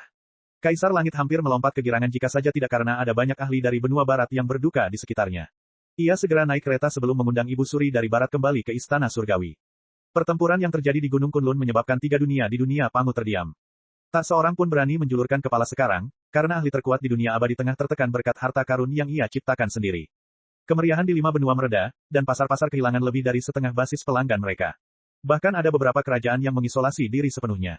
Ketika orang-orang berbicara satu sama lain, mereka akan berbicara dengan nada pelan, seakan-akan mereka takut membangunkan makhluk mengerikan. Terutama ketika mereka membicarakan tentang pertemuan buah persik abadi. Pertemuan itu telah berubah menjadi tabu, dan tidak seorang pun dapat membicarakannya secara terbuka. Tentu saja ada sebagian orang yang akan mengemukakan kejadian yang terjadi. Setelah meninggalkan Gunung Kunlun, rombongan Huang Xiaolong langsung menuju ke dunia iblis. Sepanjang jalan, Sun Wukong tertawa terbahak-bahak, hahaha. Si tua bangka Rulai itu pasti tidak menyangka akan mengalami nasib buruk seperti itu. Dia bisa merasakan bagaimana rasanya tinggal di bawah Gunung 5 Jari. Dia mengambil buah persik abadi yang dicurinya dan memberikannya kepada Huang Xiaolong. Yang mulia, buah persik ini sangat lezat. Anda harus mencobanya. Huang Xiaolong terkekeh dan menggigit salah satunya. Aroma harum meledak di mulutnya, dan ki spiritual memenuhi tubuhnya. Dia merasa sangat segar. Cukup enak, Huang Xiaolong memuji. Tidak heran manusia bisa menjadi abadi setelah memakan satu buah. Dia berbicara kepada yang lain setelah menghabiskan buah persiknya, kalian semua juga harus mencobanya. Sun Wukong dan yang lainnya mengucapkan terima kasih kepada Huang Xiaolong sebelum mereka makan. Karena monyet itu mengambil lebih dari 1000 ekor, maka jumlahnya lebih dari cukup untuk mereka berempat. Namun, Huang Xiaolong mengambil setengahnya karena ia berencana untuk membaginya dengan anggota keluarga Huang setelah ia kembali ke bumi. Begitu ia mendapatkan pedang Pangu, ia harus kembali juga. Yang mulia, Anda seharusnya membunuh si tua bangka itu. Sun Wukong berkata di sela-sela gigitannya. Di masa depan, si tua botak itu pasti akan mengambil kesempatan untuk membalas Yang Mulia. Apa kau tidak mendengar? Yang Mulia mengizinkannya hidup setelah Nuwa memohon belas kasihan. Phoenix Suci melotot ke arah Raja Kera dan membentak. Huang Xiaolong menggelengkan kepalanya. Bukan itu saja. Memang benar bahwa Nuwa adalah salah satu alasan mengapa dia menyelamatkan Rulai, tapi bukan itu saja. Yang Mulia, maksud Anda, leluhur Dao Hongjun. Tanya Yinggou. Huang Xiaolong mengangguk. Itulah alasan sebenarnya. Bagaimanapun, Rulai adalah seseorang yang telah menerima pencerahan dari Hongjun. Dia adalah salah satu dari 6 orang bijak, dan membunuhnya sama saja dengan menamparkan wajah Hongjun. Hongjun tidak akan membiarkannya begitu saja. Dengan kekuatan Huang Xiaolong saat ini, dia bukan lawan Hongjun. Karena itu, dia hanya bisa membiarkan Rulai hidup. Bahkan jika Hongjun mungkin akan sangat marah setelah mengetahui bahwa Rulai ditekan di bawah Gunung Lima Jari, dia pasti harus menerima kekalahannya saat mengetahui bahwa guru Huang Xiaolong adalah naga berkobar. Tuannya adalah Blazing Dragon, ahli tertua di alam semesta. Siapapun yang ingin menyentuhnya harus berpikir 2 kali. Ketika Yinggou menyebut Hongjun, Sun Wukong akhirnya tenang. Ekspresi ketakutan terbentuk di wajah Holy Phoenix. Aku ingin tahu seberapa kuat Dao Ancestor Hongjun sebenarnya. Dia pasti berada di alam Dewa Penciptaan. Huang Xiaolong menjelaskan. Namun, ada beberapa tingkatan di antara Dewa Penciptaan. Itu terbagi menjadi beberapa tahap, dan dimulai dari tahap penyelesaian kecil, penyelesaian besar, penyempurnaan, dan tahap penyempurnaan agung. Huang Xiaolong memperkirakan bahwa Hongjun berada di puncak tahap penyelesaian minor. Dia mungkin dapat memasuki tahap penyelesaian mayor kapan saja, dan seseorang di level itu akan memiliki 3 miliar unit energi kosmos agung. Dewa penciptaan di tahap kesempurnaan agung akan memiliki 7 miliar unit, dan seseorang akan memiliki 9 miliar unit di tahap kesempurnaan. Tuannya, Sang Naga Tua, memiliki hampir 9 miliar unit energi kosmos agung. Adapun Huang Sheng, dia akan menjadi eksistensi dengan hampir 10 miliar unit energi kosmos agung. Rumor mengatakan bahwa seseorang akan mampu melampaui alam Dewa Penciptaan jika mereka berhasil menembus angka 10 miliar. Mereka akan mampu mencapai alam yang sama sekali baru. Alam semesta telah ada sejak lama, tetapi tidak ada seorang pun yang pernah mampu melampaui batas itu. Yang mulia, Anda seharusnya dekat dengan Dewa Alam Penciptaan, kan? Tanya Yinggou. Huang Xiaolong terkekeh, namun dia tidak menjelaskannya. Dia pastinya dekat dengan Dewa Alam Penciptaan, tetapi kekuatannya sebenarnya telah melampaui Dewa Alam Penciptaan biasa. Bibir Sun Wukong terbuka dan dia terkekeh, tidak mungkin. Yang mulia jelas merupakan ahli terkuat di alam Dewa Penciptaan. Dia bisa menyapu siapapun yang bukan ahli. Tidakkah kau lihat bagaimana dia menghadapi si botak tua dari barat itu? Kau penuh omong kosong. Holy Phoenix mendengus. Wajah Sun Wukong memerah, dan dia tidak tahu harus berkata apa. Lagi pula, dia tidak akan bisa mengalahkannya dalam pertarungan. Beberapa hari kemudian, Huang Xiaolong tiba di pintu masuk dunia iblis. Jika tanpa langit mengetahui bahwa Yang Mulia telah tiba, dia pasti akan bersembunyi di sebuah lubang di suatu tempat. Sun Wukong tertawa. Setelah keempatnya memasuki dunia iblis, mereka menembus lapisan-lapisan ki iblis yang tak terhitung jumlahnya. Kita akan menuju ke Istana Iblis Tanpa Surga, gumam Huang Xiaolong. Istana Iblis Tanpa Surga merupakan rumah bagi leluhur iblis tanpa surga, dan jelas mengapa Huang Xiaolong menuju ke sana. Bab 3410, Surga Tak Bertuan Melarikan Diri. Bab 3410, Surga Tak Bertuan Melarikan Diri. Dunia iblis adalah dunia yang paling berantakan di dunia Pangu. Dunia ini adalah yang paling gelap di antara ketiganya. Ki iblis yang kental mengalir di sekitar tempat itu, dan siapapun yang tidak mengolah seni iblis akan merasa sulit untuk tinggal di sana. Namun, Ki iblis sama sekali tidak mampu memengaruhi Huang Xiaolong dan 3 orang lainnya. Di antara keempatnya, Sun Wukong adalah yang terlemah. Namun, dia masih seorang leluhur Dao gabungan. Bahkan jika Ki iblis 1000 kali lebih kuat, itu tidak dapat menghentikan monyet itu. Mereka tidak berhenti saat mereka bergegas menuju Istana Iblis Tanpa Surga. Istana Iblis muncul di hadapan mereka.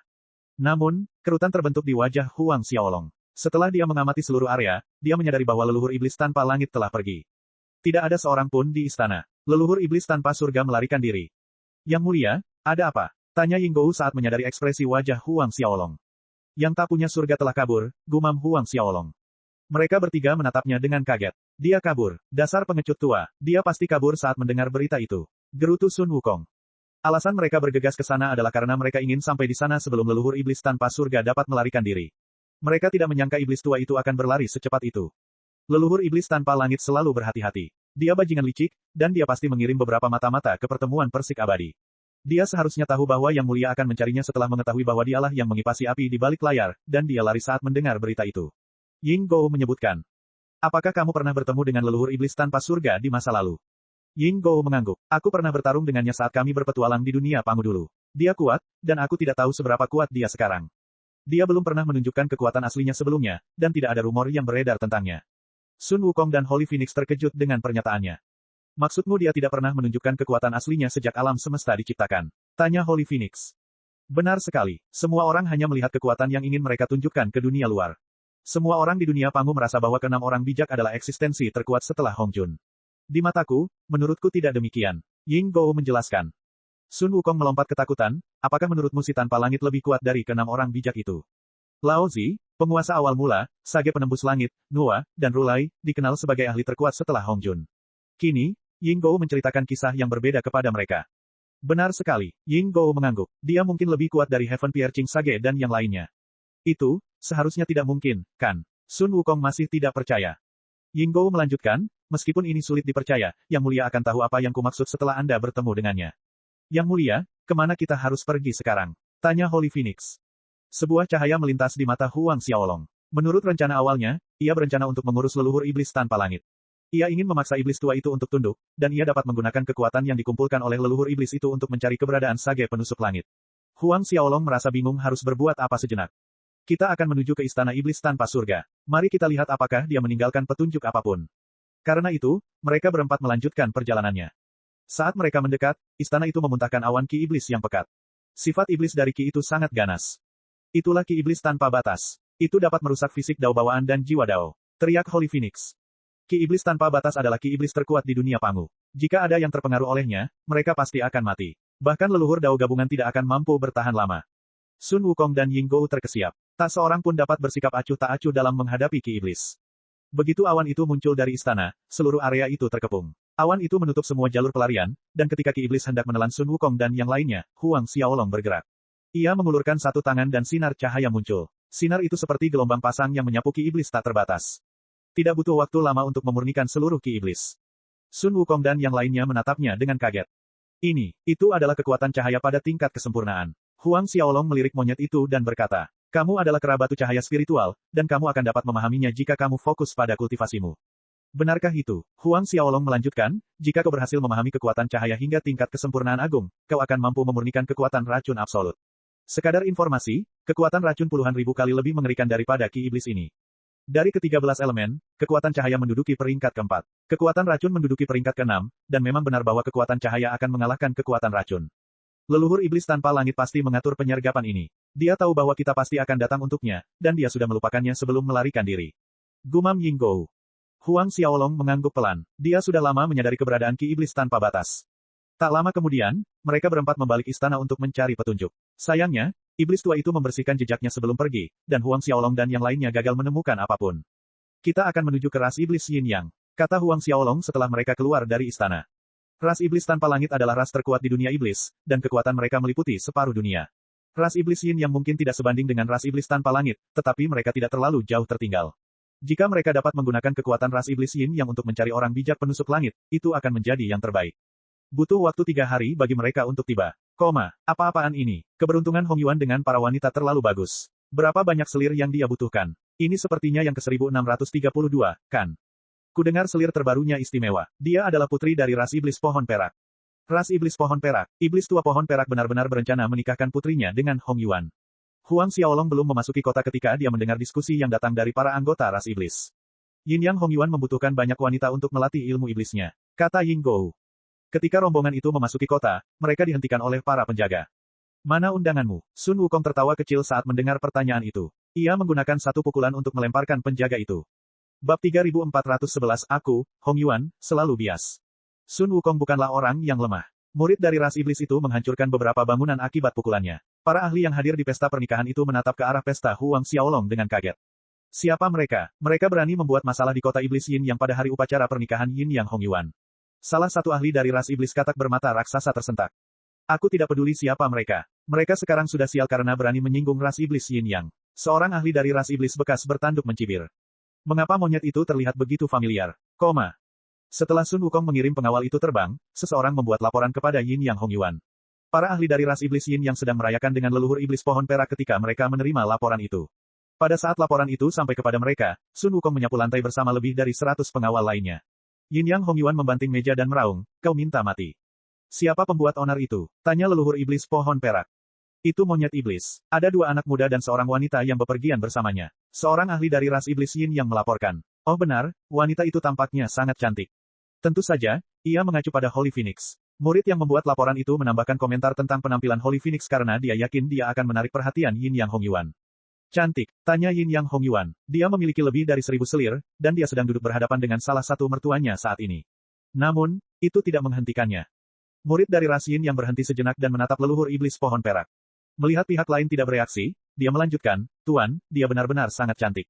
Yin Yang Hongyuan tertawa terbahak-bahak dan berkata kepada leluhur iblis pohon perak, haruskah kita pergi melihatnya?" Leluhur iblis pohon perak melirik Yin Yang Hongyuan dari sudut matanya. Dia tahu apa yang sedang dilakukan bocah itu, tetapi dia tidak peduli. "Baiklah, karena aku tidak ada urusan, ayo kita lihat." Memimpin sekelompok ahli, Yin Yang Hongyuan berangkat menuju gerbang. Tidak lama kemudian dia mendekati gerbang. Karena Yin Yang Hongyuan adalah orang yang suka berlagak, hal itu bahkan lebih dibesar-besarkan dengan kehadiran mertuanya. Semua ahli yang dibawanya adalah ahli di alam raja abadi atau lebih tinggi. Ada lebih dari 10.000 ahli yang hadir, dan mereka tampak seperti kawanan raksasa yang menyerbu ke arah Huang Xiaolong dan yang lainnya. Ki iblis membumbung tinggi ke langit. Sun Wukong tercengang saat melihat sekelompok pendatang baru. Jelas dia tidak menyangka mereka akan datang secepat itu. "Yang mulia, orang berpakaian merah yang memimpin kelompok itu adalah Yin Yang Hongyuan." Yinggou menunjuknya saat dia muncul. Para ahli dari ras iblis Yin yang mengenakan jubah aneh, dan Yin Yang Hongyuan adalah satu-satunya yang mengenakan jubah merah.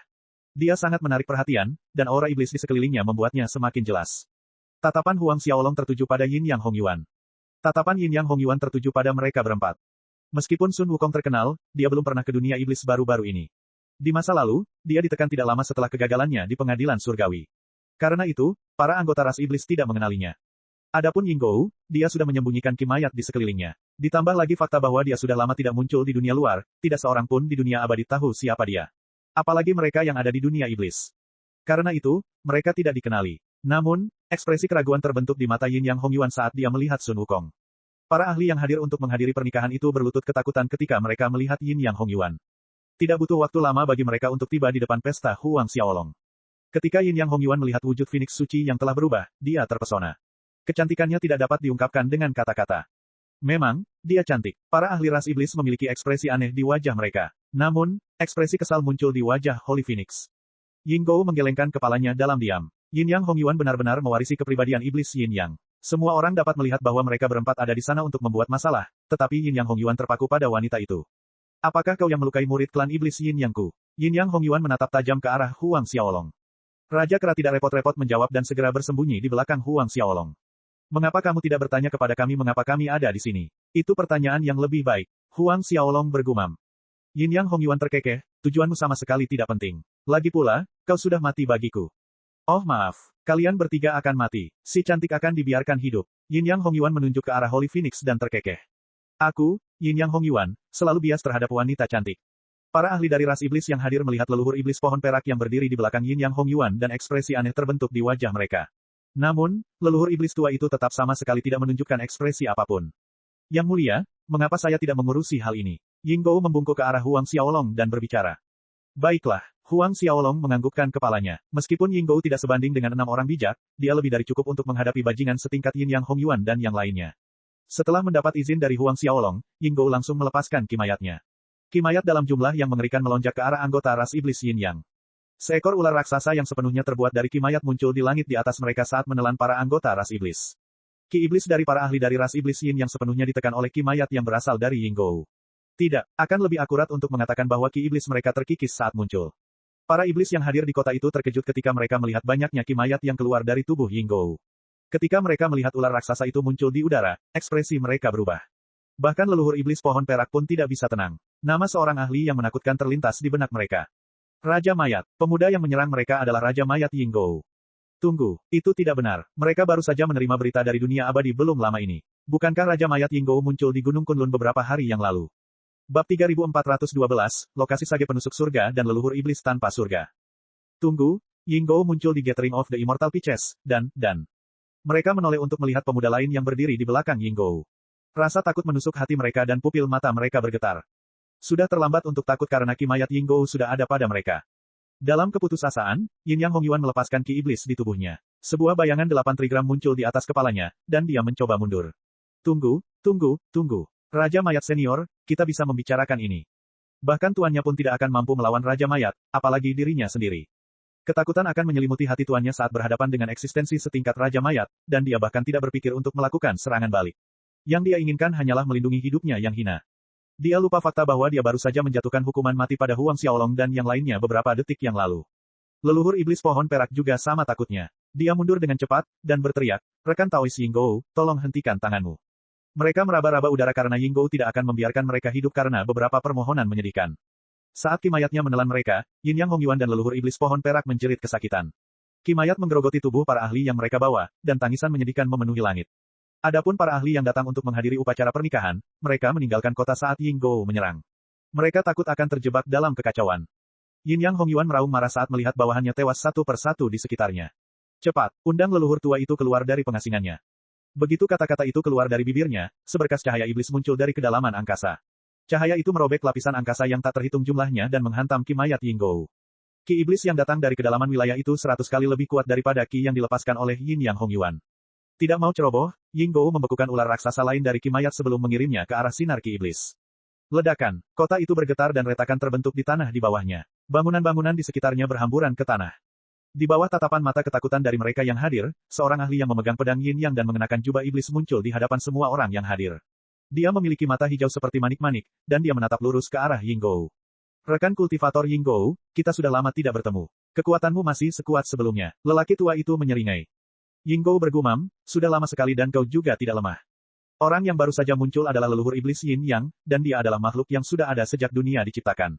Reputasinya hampir sama dengan Yinggou di dunia abadi, dan namanya dapat membuat dunia berguncang. Leluhur iblis Yin yang menatap Huang Xiaolong dan yang lainnya sambil terkekeh, "Saudara Yinggou, mengapa kamu tidak memperkenalkan mereka?" Dia tidak berbicara sepatah kata pun tentang percakapan yang terjadi sedetik yang lalu. "Ayah," Yin Yang Hongyuan ingin memperingatkan leluhur tua itu tentang Huang Xiaolong, tetapi dia terdiam oleh tatapan tajam leluhur itu. Ayahnya tidak suka ada yang menyela ketika ia berbicara, dan ia pernah dihukum di masa lalu karena berbicara di luar giliran. Yinggou berdiri di belakang Huang Xiaolong dan berkata, "Ini Yang Mulia. Rekan kultivator Yin Yang, Anda harus berlutut dan berjanji setia kepada Yang Mulia sekarang." Leluhur iblis Yin Yang ragu sejenak saat mendengar apa yang dikatakan Yinggou. Cahaya dingin melintas di matanya pada saat berikutnya. "Tuanmu, berlutut dan bersumpah setia." Niat membunuh yang datang dari leluhur iblis menyebabkan para ahli yang berdiri di sekitarnya gemetar. Namun, wajah leluhur iblis pohon perak berubah. Leluhur iblis Yin yang telah mengasingkan diri selama bertahun-tahun, dan dia tidak tahu apa yang terjadi di dunia abadi.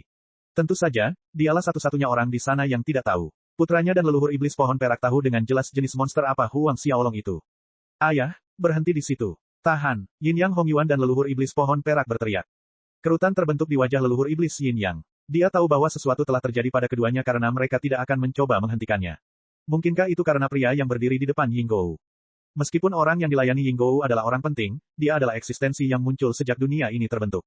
Dia merasa bahwa satu-satunya orang yang lebih kuat darinya adalah Hong Jun. Pangu dan Hong Jun adalah satu-satunya yang bisa membuatnya berlutut. "Saudara Yin Yang, orang itu baru saja mengalahkan Rulai," teriak leluhur iblis pohon perak. "Dia mengalahkan leluhur Buddha, Rulai." Ekspresi leluhur iblis Yin yang berubah sedikit. 6 orang bijak itu adalah ahli yang hanya lebih lemah dari Hong Jun. Berdasarkan pengetahuannya yang sudah ketinggalan zaman, kekuatan Rulai berada di peringkat tengah. Karena Huang Xiaolong dapat mengalahkan leluhur Buddha, Huang Xiaolong pasti sekuat gabungan orang bijak penusuk langit dan Laozi. Sang petapa penusuk surga memiliki kemampuan menyerang yang paling kuat, dan dia dapat menahan 4 orang petapa lain jika dia mengeluarkan formasi pedang penghukuman abadi. Adapun Laozi, dia adalah yang tertua di antara 6 orang bijak. Tentu saja dia tidak akan berlutut bahkan jika Laozi datang sendiri. Ketika leluhur iblis Yin yang masih mengevaluasi Huang Xiaolong, Yin Yang Hongyuan melanjutkan, "Ayah, kami menerima berita dari dunia abadi. Rulai bergabung dengan setiap ahli di benua barat yang mampu menghadiri pertemuan persik abadi dan mereka tetap terlempar hanya dengan satu serangan." "Apa?" Leluhur iblis Yin yang akhirnya berubah serius. Rulai terlempar bahkan setelah menerima dukungan dari begitu banyak ahli. Juga, dia menekan Rulai di bawah gunung 5 jari. Leluhur iblis pohon perak menjelaskan. Bahkan Laozi dan orang bijak lainnya yang hadir tidak menyelamatkannya setelah bergabung. Leluhur iblis Yin yang merasakan hawa dingin merambati tulang punggungnya. Bahkan orang bijak pun tidak berhasil menyelamatkan Rulai. Bukankah gunung 5 jari adalah harta karun Rulai? Bagaimana mungkin orang lain bisa mengendalikannya? Tiba-tiba, seekor naga emas muncul di belakang Huang Xiaolong. Naga itu menutupi langit seperti kekuatan mengerikan yang menutupi dunia iblis. Setiap ahli merasakan beratnya gunung yang menekan mereka. Leluhur iblis Yin yang terjatuh berlutut, dan dia tidak dapat bergerak sekeras apapun dia berjuang. Jika leluhur iblis Yin yang ditekan, tidak perlu menyebutkan yang lain. Semua orang yang lari keluar kota saat Yinggou bergerak mengalami nasib yang sama. Hanya Tuhan yang tahu berapa banyak ahli dari ras iblis yang terlihat berlutut di tanah. Leluhur iblis Yin yang terengah-engah. 1 jam berlalu. Dengan sambutan penuh hormat dari leluhur iblis Yin Yang dan leluhur iblis pohon perak, Huang Xiaolong memasuki istana iblis Yin Yang. Tidak butuh waktu lama bagi hampir separuh dunia iblis untuk mulai mencari sang petapa penembus surga dan leluhur iblis tanpa surga. Huang Xiaolong mendirikan kemah di istana iblis Yin Yang untuk sementara waktu, dan beberapa hari kemudian, raut kegembiraan terlihat di wajah leluhur iblis Yin Yang saat ia membuat laporan pada Huang Xiaolong. Yang mulia, kami punya kabar baik. Kami telah menemukan mereka. Mereka pergi ke arah yang sama. Bab 3413, Gua Abadi Pangu. Bab 3413, Gua Abadi Pangu. Ketika mendengar bahwa mereka akhirnya ditemukan, Huang Xiaolong merasakan adrenalinnya melonjak. Namun, dia terkejut ketika mendengar bahwa mereka menuju ke tempat yang sama. Mereka berdua menuju ke tempat yang sama. Tanya Huang Xiaolong. Ya, Yang Mulia, leluhur iblis Yin Yang menjawab. Mereka tampaknya telah menuju ke hutan iblis. Oh, apa itu hutan iblis? Tanya Huang Xiaolong. Hutan iblis tidak berada di dunia iblis. Hutan itu terletak tepat di luar dunia iblis, dan kalian akan tiba di pintu masuk ke dunia hantu setelah kalian menyeberangi hutan itu. Leluhur iblis Yin Yang menjelaskan. Hutan itu sudah ada sejak awal waktu. Keberadaan purba, Huang Xiaolong sedikit terkejut. Bukankah itu berarti hutan itu sudah ada jauh sebelum dunia Pangu? Ya, leluhur iblis Yin Yang menjawab. Dikatakan bahwa Dewa Pangu berkultivasi di hutan iblis selama beberapa waktu. Setelah ia memperoleh pencerahan dan menciptakan dunia Pangu, ia tidak menghancurkan hutan itu karena hutan itu memiliki makna baginya. Karena itu, para ahli dari dunia iblis dan dunia bawah akan memasuki hutan iblis dari waktu ke waktu untuk mencari gua kultivasi Dewa Pangu. Oh, Huang Xiaolong sedikit terkejut dengan berita itu. Lagi pula, dia tidak menyangka hutan iblis memiliki arti penting bagi Pangu. Leluhur Dao Hongjun dan 6 orang bijak memasuki hutan di masa lalu. Dari apa yang dapat kutebak, orang bijak penusuk langit dan leluhur iblis tanpa langit memasuki hutan karena mereka menerima beberapa berita tentang gua abadi Pangu. Lagi pula, waktunya sungguh kebetulan sekali. Itu mungkin saja. Huang Xiaolong mengangguk dan mendesah, bersiaplah. Kita juga akan ke sana. Baik, Yang Mulia, leluhur iblis Yin Yang membungkuk hormat. Beberapa menit kemudian, Huang Xiaolong dan yang lainnya meninggalkan kota. Mereka berubah menjadi garis-garis cahaya saat menghilang di cakrawala. Huang Xiaolong tidak membawa terlalu banyak orang bersamanya. Selain Sun Wukong, Yinggou, dan Holy Phoenix, dia hanya membawa leluhur iblis Yin Yang bersamanya. Karena leluhur iblis dapat dianggap sebagai pemilik setengah dari dunia iblis, dia sangat mengenal daerah itu.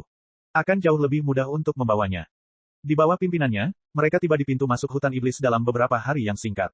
Yang Mulia, itu hutan iblis. Leluhur iblis Yin Yang memperkenalkan. Ketika Huang Xiaolong melihat ke tempat yang dimaksudnya, ia disambut oleh hamparan ruang tak berujung yang dipenuhi bintang-bintang yang berkelap-kelip di sekelilingnya.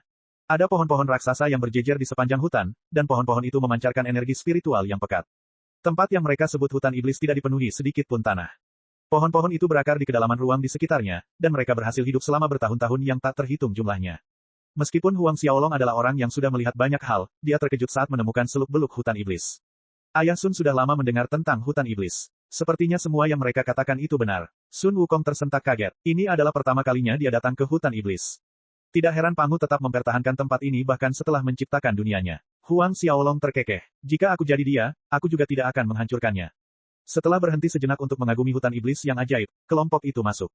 Meskipun hutan iblis dinamai demikian, tidak ada sedikit pun jejak ki iblis di area tersebut. Ki spiritual di udara membuat mereka yang memasukinya merasa sangat nyaman. Tempat ini benar-benar cocok untuk berkultivasi, gumam Huang Xiaolong. Yang Mulia benar, para ahli dari dunia iblis dan dunia bawah biasanya mengasingkan diri di sini. Leluhur iblis Yin Yang menjelaskan. Dulu saya pernah berkultivasi di sini. Namun, ada terlalu banyak binatang aneh di sini. Banyak dari mereka telah ada sejak dunia diciptakan, dan keturunan mereka memiliki kekuatan yang luar biasa.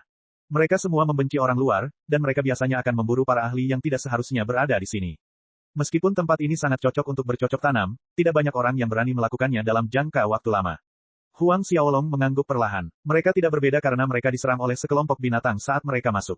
Tentu saja, Raja Kera lebih dari cukup untuk menghadapi para binatang buas yang berkeliaran di pinggiran hutan iblis.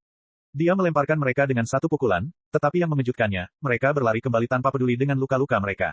Mereka benar-benar tidak takut mati. Setelah beberapa ronde, Sun Wukong menjadi marah dan menghancurkan mereka berkeping-keping dengan tongkat emasnya. Binatang buas di hutan iblis memang seperti itu.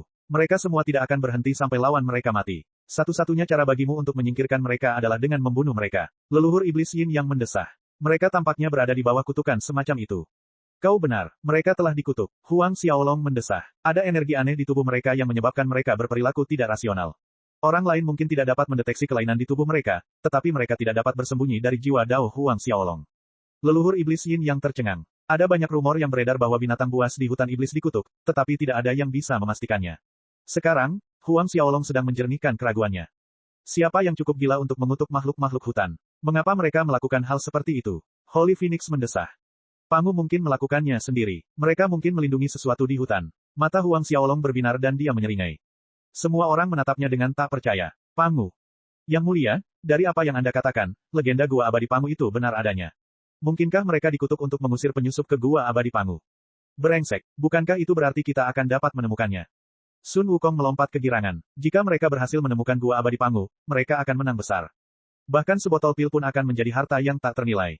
Sebuah cahaya melintas di mata Huang Xiaolong. Saat dia menemukan Gua Abadi, dia akan dapat menemukan sage penusuk surga dan leluhur iblis tanpa surga. Bagaimanapun, mereka berdua mungkin ada di sana untuk gua itu. Bagaimana mungkin kita bisa mulai mencarinya? Tanya Holy Phoenix. Jika semudah itu, semua orang seharusnya sudah menemukannya sejak lama. Bab 3414, bertemu dengan orang bijak penusuk surga dan leluhur iblis tanpa surga.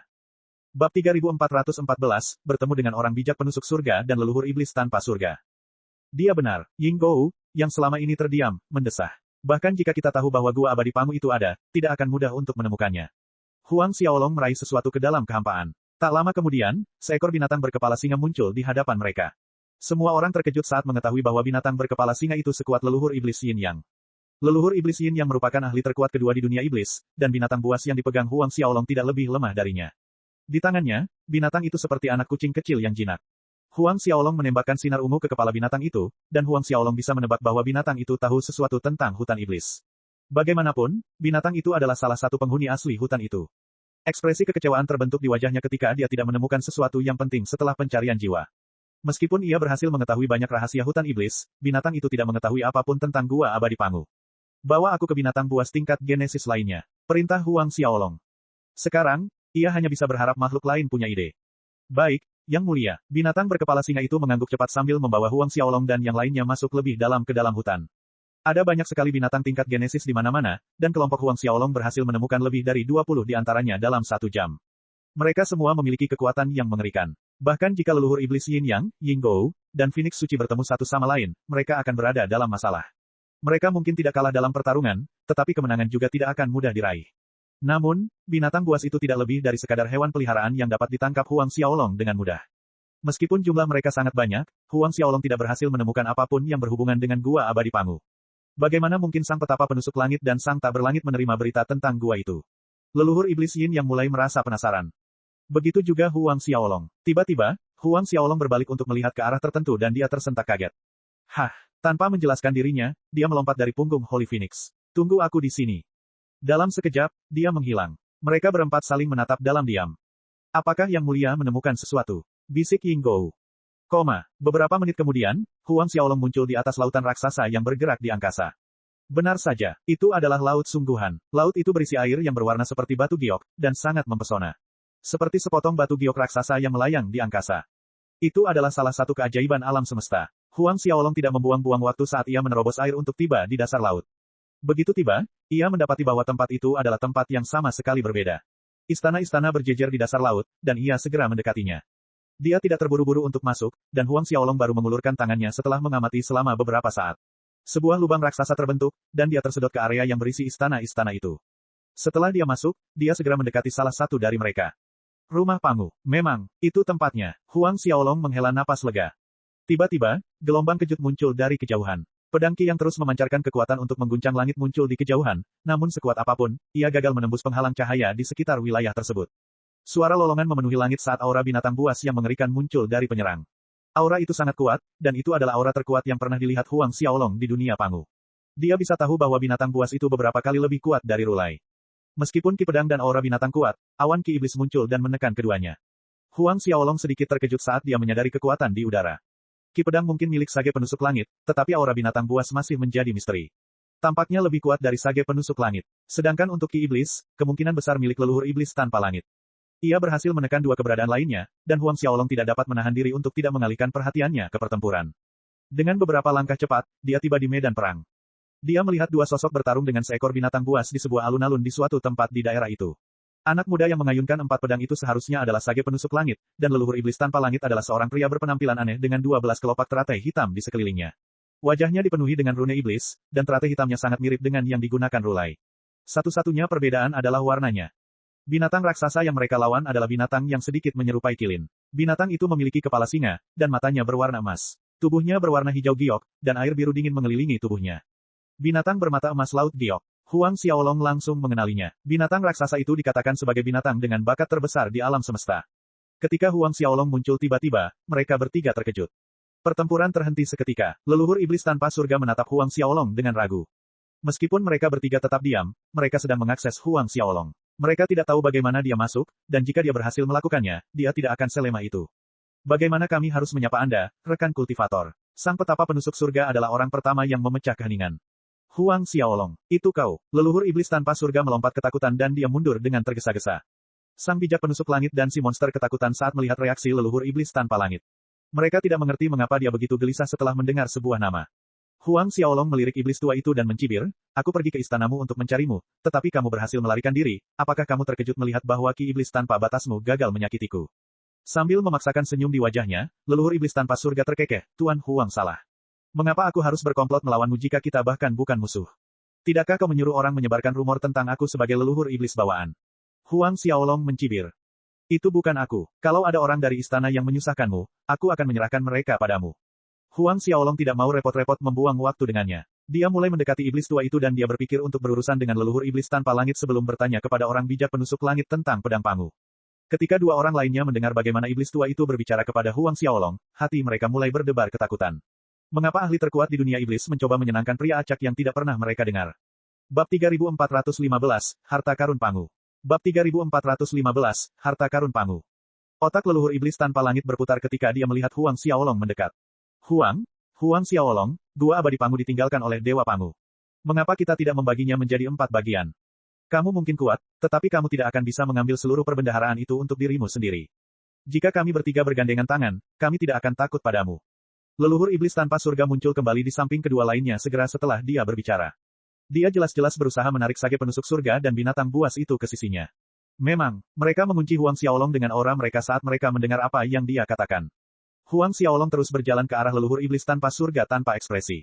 Rekan kultivator Heaven Piercer dan Jadesi, Huang Xiaolong mengalahkan Rulai bersama para ahli dari benua barat selama Gathering of the Immortal Pitches di Immortal World.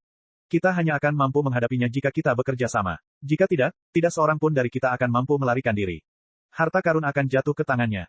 Apa? Raut wajah kedua orang lainnya berubah. Heavenless mengangguk. Benar sekali. Dia menggunakan satu telapak tangan untuk melemparkan mereka semua. Rulai saat ini ditekan di bawah gunung 5 jari, dan tidak ada yang tahu apakah dia masih hidup. Jika kita memilih untuk bekerja sendiri, kita akan mati dengan menyedihkan. Dia pasti akan membunuh kita semua untuk menyembunyikan berita tentang gua abadi Pangu dari dunia luar. Hati mereka sedikit bergetar ketika mendengar apa yang dikatakan iblis tua itu. Dengan ekspresi rumit tampak di wajahnya, sang petapa penusuk surga akhirnya mengangguk. Binatang itu butuh waktu sedikit lebih lama, tetapi akhirnya dia setuju. Huang Xiaolong tidak peduli. Tidak peduli seberapa kuat mereka, itu hanya relatif terhadap para ahli lain di dunia Pangu. Mereka bukan apa-apa yang tidak bisa dihadapi dengan satu pukulan. Kembali ke dunia arwah, Kaisar Langit Kebahagiaan Ekstrim, Fu Luosen, dan lebih dari 10.000 ahli membentuk aliansi untuk melawannya. Meski begitu, mereka semua terbunuh. Para ahli di sana merupakan beberapa ahli terkuat di kerajaan surgawi mereka masing-masing. Jika mereka membandingkan kekuatan mentah, mereka ratusan kali lebih kuat dari Heavenless dan dua lainnya. Huang Xiaolong bergumam, baiklah, sekarang kau bisa bergerak. Karena dia akan menghadapi mereka, dia bisa melakukannya sekaligus. Ketiganya saling menatap tanpa suara, tetapi leluhur iblis tanpa langit berubah sebelum yang lain sempat bereaksi. Ki iblis memenuhi langit dan dia menyembunyikan dirinya di tengah-tengahnya. Sang petapa penusuk surga melepaskan ki pedang yang lebih kuat dibandingkan sebelumnya.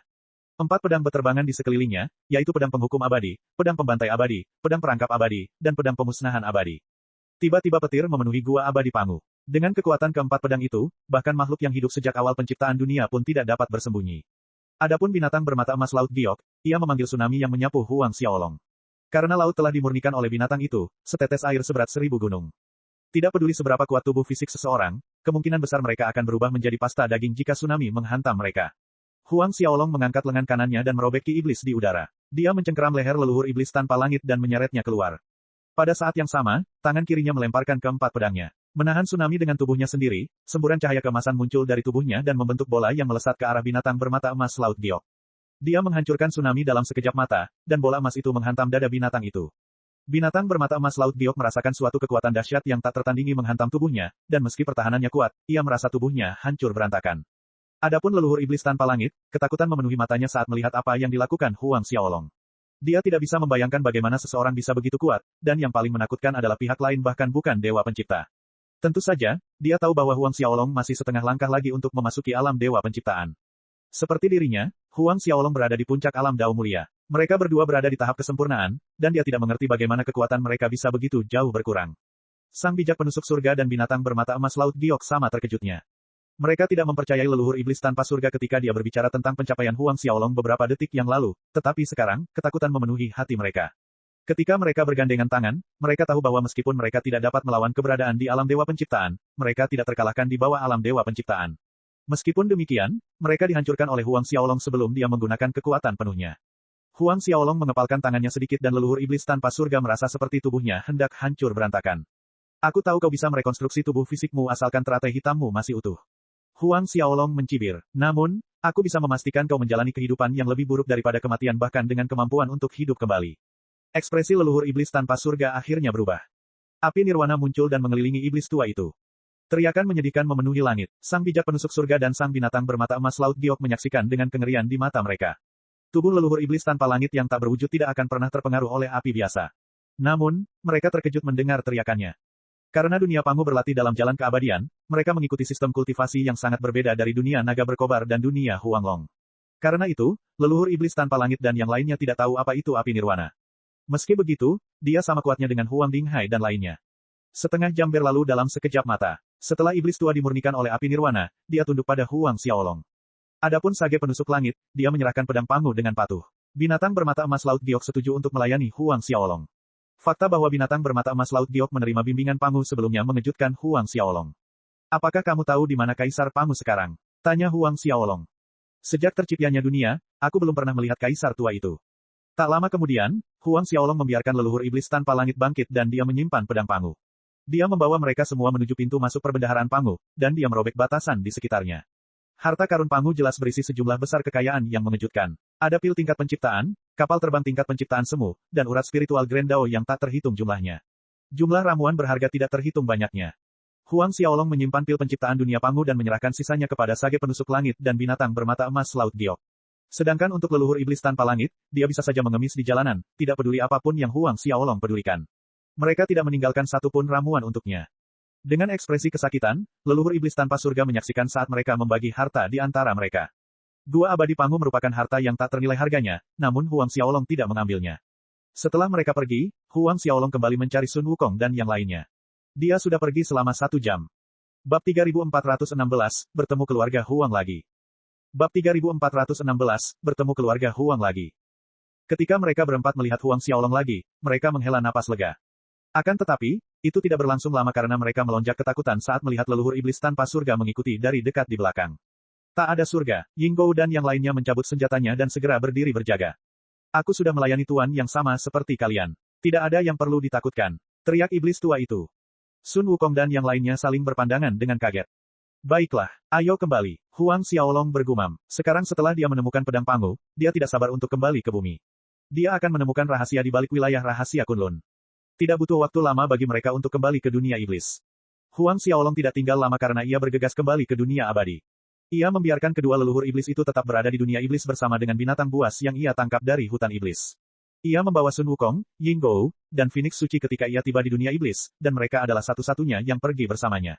Ketika mereka kembali, Huang Xiaolong tinggal di Gunung Buah dan Bunga selama 1 hari. Sun Wukong sangat tidak rela berpisah dengan Huang Xiaolong ketika dia mengetahui bahwa Huang Xiaolong akan pergi. Tenang saja, masih banyak kesempatan di masa depan. Aku pasti akan kembali ke dunia abadi. Jika kau mau, aku akan membawamu saat aku meninggalkan dunia Pangu di masa depan. Tubuh Sun Wukong tersentak dan dia melompat kegirangan. Terima kasih banyak, Yang Mulia. Yinggou dan Holy Phoenix telah tunduk pada Huang Xiaolong, dan mereka memohon untuk mengikutinya kembali ke bumi. Namun, Huang Xiaolong meninggalkan keduanya dan menawari mereka kondisi yang sama seperti Sun Wukong. Setelah mengucapkan terima kasih kepada Huang Xiaolong, mereka mengantarnya pergi dengan hormat. Begitu dia pergi, Huang Xiaolong langsung menuju gerbang abadi Sushan di benua Dewa Dongsheng. Ketika ia kembali ke gerbang abadi Sushan, Musuihan mengumpulkan semua murid untuk menyambutnya dengan meriah. Para ahli di wilayah sekitarnya berkumpul di gerbang abadi Sushan untuk menyambut Huang Xiaolong begitu ia kembali. Setelah memperbolehkan mereka bangun, Huang Xiaolong memasuki aula utama. Sepertinya kamu baik-baik saja, Huang Xiaolong berbicara kepada Musuihan. Menundukkan kepalanya, Musuihan terkekeh malu, ini semua karena kebaikan hati yang mulia. Sejak Huang Xiaolong menekan Rulai di bawah gunung 5 jari, semua orang merasakan hati mereka bergetar hanya dengan menyebut namanya. Para ahli dari dunia abadi memeras otak mereka untuk mencari cara agar bisa menjilat Musuihan, dan mereka mengirim banyak hadiah. Bahkan Song Zipeng harus bersikap hormat di dekatnya. Yan Baur menyeringai saat berbicara kepada Huang Xiaolong, Tuan, Anda tidak tahu apa-apa. Semua orang di wilayah ini berusaha mendekati kita. Sungguh tidak tertahankan menghadapi antusiasme mereka. Huang Xiaolong mengusap kepalanya dengan sayang, begitukah? Ya, ketika para ahli dari daerah lain bertemu dengan kita, mereka bahkan tidak berani bersuara. Dulu, kitalah yang mencoba menjilat mereka. Sekarang, mereka akhirnya merasakan bagaimana rasanya berada di ujung sana. Huang Xiaolong terkekeh geli ketika suara tawa memenuhi aula. Setelah tinggal selama sehari dan memberikan beberapa petunjuk kepada Musuihan dan Yan Baur, dia meninggalkan gerbang abadi Sushan. Tujuan berikutnya adalah bumi. Tidak butuh waktu lama baginya untuk kembali. Sekali lagi, dia bertemu Ye Zhaolong dari gerbang abadi Panwu. Melihat Huang Xiaolong kembali, Ye Zhaolong berlutut. Dia tidak berani berdiri tanpa izin. Fakta bahwa Huang Xiaolong membunuh Liu Bing dengan satu pukulan, dan prestasinya kembali dari dunia abadi menyebabkan kaki Ye Zhaolong lemas karena ketakutan. Bangunlah, Huang Xiaolong menjelaskan. Aku di sini bukan untuk mengganggumu. Aku harus kembali ke bumi. Seolah menerima pengampunan kekaisaran, Ye Zhaolong merangkak berdiri. Melaporkan semuanya kepada Huang Xiaolong, dia tidak berani meninggalkan detail sekecil apapun. Sejak Huang Xiaolong menghancurkan segel yang mengarah ke dunia abadi, para pemimpin berbagai faksi mundur dan menutup sekte mereka. Mereka melarang murid-murid mereka untuk bermain-main di dunia luar. Seluruh galaksi menyambut era perdamaian. Setelah memahami apa yang terjadi di sekitar wilayah itu, Huang Xiaolong meninggalkan gerbang abadi Panwu. Ia memberi Ye Zhaolong sebatang ramuan suci, dan itu adalah sesuatu yang dibawanya dari dunia abadi. Meskipun itu adalah salah satu ramuan dengan kualitas terendah, itu adalah ramuan suci di mata Ye Zhaolong. Ia bersujud dengan penuh semangat setelah menerima harta karun itu. Huang Xiaolong tinggal di kerajaan pemujaan abadi selama setengah jam sebelum kembali. Dia bertemu Chen Tianzeng dalam prosesnya. Ketika dia kembali ke bumi, dia tidak bisa menahan kegembiraan di hatinya. Dia seperti anak kecil yang pulang ke rumah setelah lama berpetualang di dunia luar. Tidak butuh waktu lama baginya untuk bergegas menuju Huang Family Manor. Karena batasan Panwu masih aktif di bumi, dia menekan basis kultivasinya sekali lagi. Huang Xiaolong tiba di kebun naga biru, dan setelah pergi selama lebih dari sebulan, dia terkejut dengan perubahan yang terjadi. Ada istana surgawi yang besar di tengah halaman, dan semua orang yang dekat dengannya sedang berlatih seni pedang Asura yang diwariskannya kepada mereka. Bahkan Lin Kai juga hadir. Itu salah. Wang Meilan menunjukkan kesalahannya saat melihat Lin Kai. Kamu seharusnya mengayunkan pedangmu seperti ini. Ada ekspresi serius di wajahnya. Itu juga tidak benar. Kamu seharusnya melakukan ini. Sela Huang Jiyuan. Wang Meilan melotot ke arahnya dan membentak, apa kau pikir kau lebih kuat dariku? Kenapa kita tidak bertukar petunjuk saja? Huang Jiyuan terdiam saat mendengarnya. Huang Xiaolong terkekeh geli di samping, dan semua orang menghentikan apapun yang mereka lakukan. Berbalik untuk menatapnya, kegembiraan memenuhi hati mereka. Xiaolong, Paman, mereka berlari ke arahnya secepat yang mereka bisa. Bab 3417, menyempurnakan pedang Panwu. Ayah, Ibu, senyum terbentuk di wajah Huang Xiaolong. Rasa hangat memenuhi hatinya saat dia melihat anggota keluarga Huang sekali lagi. Bocah kecil, kau akhirnya kembali. Tidakkah kau tahu betapa ibumu merindukanmu? Dia terus bertanya tentangmu selama ini. Huang Jiyuan terkekeh. Huang Xiaolong menoleh ke ibunya dan berkata, Bu, bukankah aku bilang aku akan kembali sebelum tahun baru? Masih ada 3 bulan lagi. Awalnya, Huang Xiaolong tidak yakin berapa lama waktu yang dibutuhkannya untuk mendapatkan pedang Panwu. Bahkan, ia memperkirakan bahwa ia akan membutuhkan waktu lebih lama dari sebulan. Omong kosong, kamu mengatakan itu, tapi siapa tahu kamu akan kembali. Gerutu Wang Meilan, bagaimana jika kamu kembali setelah 100 tahun lagi? Tidak ada lagi yang dapat dikatakannya sebagai tanggapan, dan dia memilih diam. Di tengah gelak tawa, mereka memasuki aula utama istana di Manor. Ia bertanya tentang semua yang terjadi selama sebulan kepergiannya, dan itu memicu pertengkaran baru. Semua orang berbicara tentang pengalaman mereka dan kejadian yang terjadi di bumi. Apakah kamu tahu kalau Lin Kai sudah punya pacar? Huang Wen tertawa. Oh, Huang Xiaolong menoleh untuk melihat bocah kecil itu. Sambil menggaruk kepalanya karena malu, Lin Kai bergumam, kita baru saling kenal selama setengah bulan, kita bahkan belum pernah berpegangan tangan. Paman, kamu tidak akan percaya semua yang dikatakan ibuku. Haha, tidak perlu bersikap gugup, bukankah kau memujinya di depan kami sepanjang waktu? Mengapa kau tidak memberitahu pamanmu apa yang terjadi? Huang Chenfei tertawa terbahak-bahak. Ya, sekarang setelah Xiaolong kembali, kamu harus mengundang pacarmu dan memperkenalkannya kepada keluarga. Wang Meilan menambahkan. Lin Kai melompat ketakutan dan buru-buru menjabat tangannya. Tidak perlu, tidak perlu. Dia tidak tahu bahwa Huang Xiaolong adalah pamanku, dan aku tidak ingin membuatnya takut. Baiklah, baiklah. Bukankah ada villa di distrik Danau Emas? Kau bisa membawanya ke sana jika kau tidak ingin menunjukkan kebun naga biru padanya. Huang Xiaolong mencibir. Lin Kei membuka mulutnya, namun sebelum dia sempat mengatakan apapun, Huang Jiyuan mengganti topik pembicaraan. Xiaolong, di mana roh hitam kecil yang biasa kau bawa? Huang Xiaolong menatap ayahnya dengan kaget. Ketika dia menyadari bahwa ayahnya mengacu pada Liu Huang, penguasa penjara iblis, dia terkekeh sendiri. Oh, dia pergi ke dunia abadi. Liu Huang adalah murid gerbang abadi Sushan, dan Huang Xiaolong mengunjunginya secara khusus sebelum ia kembali ke bumi. Ketika mereka mendengar bahwa roh kecil itu telah pergi ke dunia abadi, wajah-wajah cemberut terbentuk di wajah mereka yang hadir. Mengapa kamu tidak memberitahu kami sebelum dia pergi? Oh, hewan peliharaan roh yang kamu berikan kepada kami benar-benar penurut. Mereka juga cukup pintar. Ketika kami terjebak, mereka bisa memberi kami petunjuk. Mereka segera memanggil roh-roh hitam kecil itu. Huang Xiaolong hampir tertawa terbahak-bahak. Roh-roh hitam kecil itu adalah tetua terkemuka dari ras iblis yang ditangkapnya di dunia bawah, dan mereka semua adalah orang-orang tua aneh yang telah hidup selama bertahun-tahun yang tak terhitung jumlahnya. Mereka berada di alam abadi kekosongan, dan tidak mengherankan mereka tahu lebih banyak daripada Huang Jiyuan dan yang lainnya. Malam segera tiba, dan jamuan makan yang mereka selenggarakan untuk Huang Xiaolong berakhir dengan baik. Saat anggota keluarga Huang tertidur, Huang Xiaolong melayang di langit di atas kebun naga biru. Sebuah pedang muncul di tangannya, dan cahaya biru mengalir di permukaan bilahnya. Ada seutas energi mengerikan yang terkandung di bilahnya, dan itu mampu menghindari indera manusia biasa. Hanya para ahli di atas alam abadi surgawi yang dapat merasakan perbedaannya.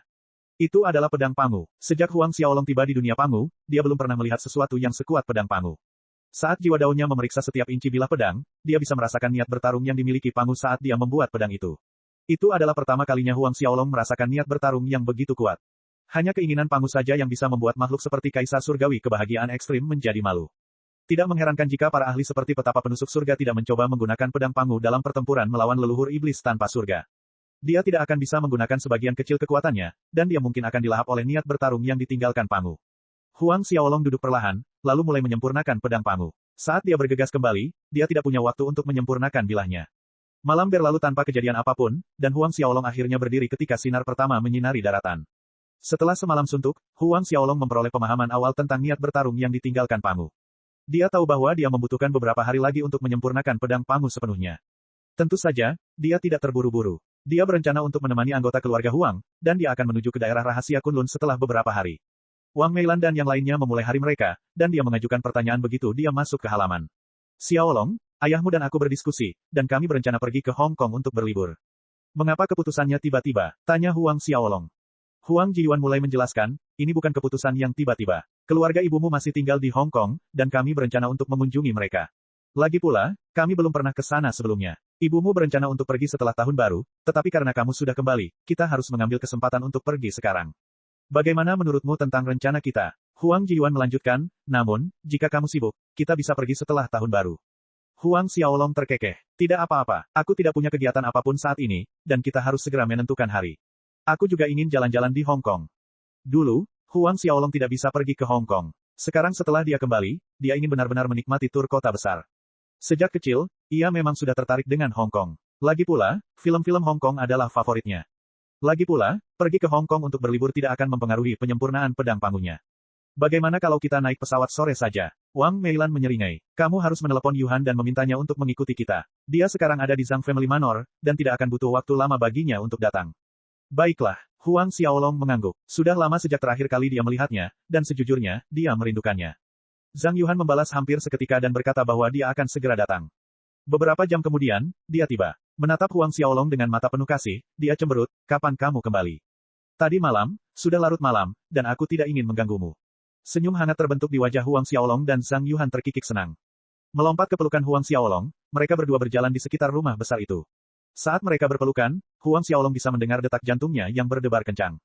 1 jam setelah dia tiba, anggota keluarga Huang bersiap untuk pergi. Senyum tak berdaya terbentuk di wajah Huang Xiaolong ketika dia melihat peti tak terhitung jumlahnya yang disiapkan ibunya. Mengapa kamu mengemas begitu banyak barang lagi? Huang Chenfei adalah orang pertama yang menggerutu. Kita sudah lama tidak bertemu mereka. Kenapa aku tidak bisa membawa lebih banyak barang untuk mereka?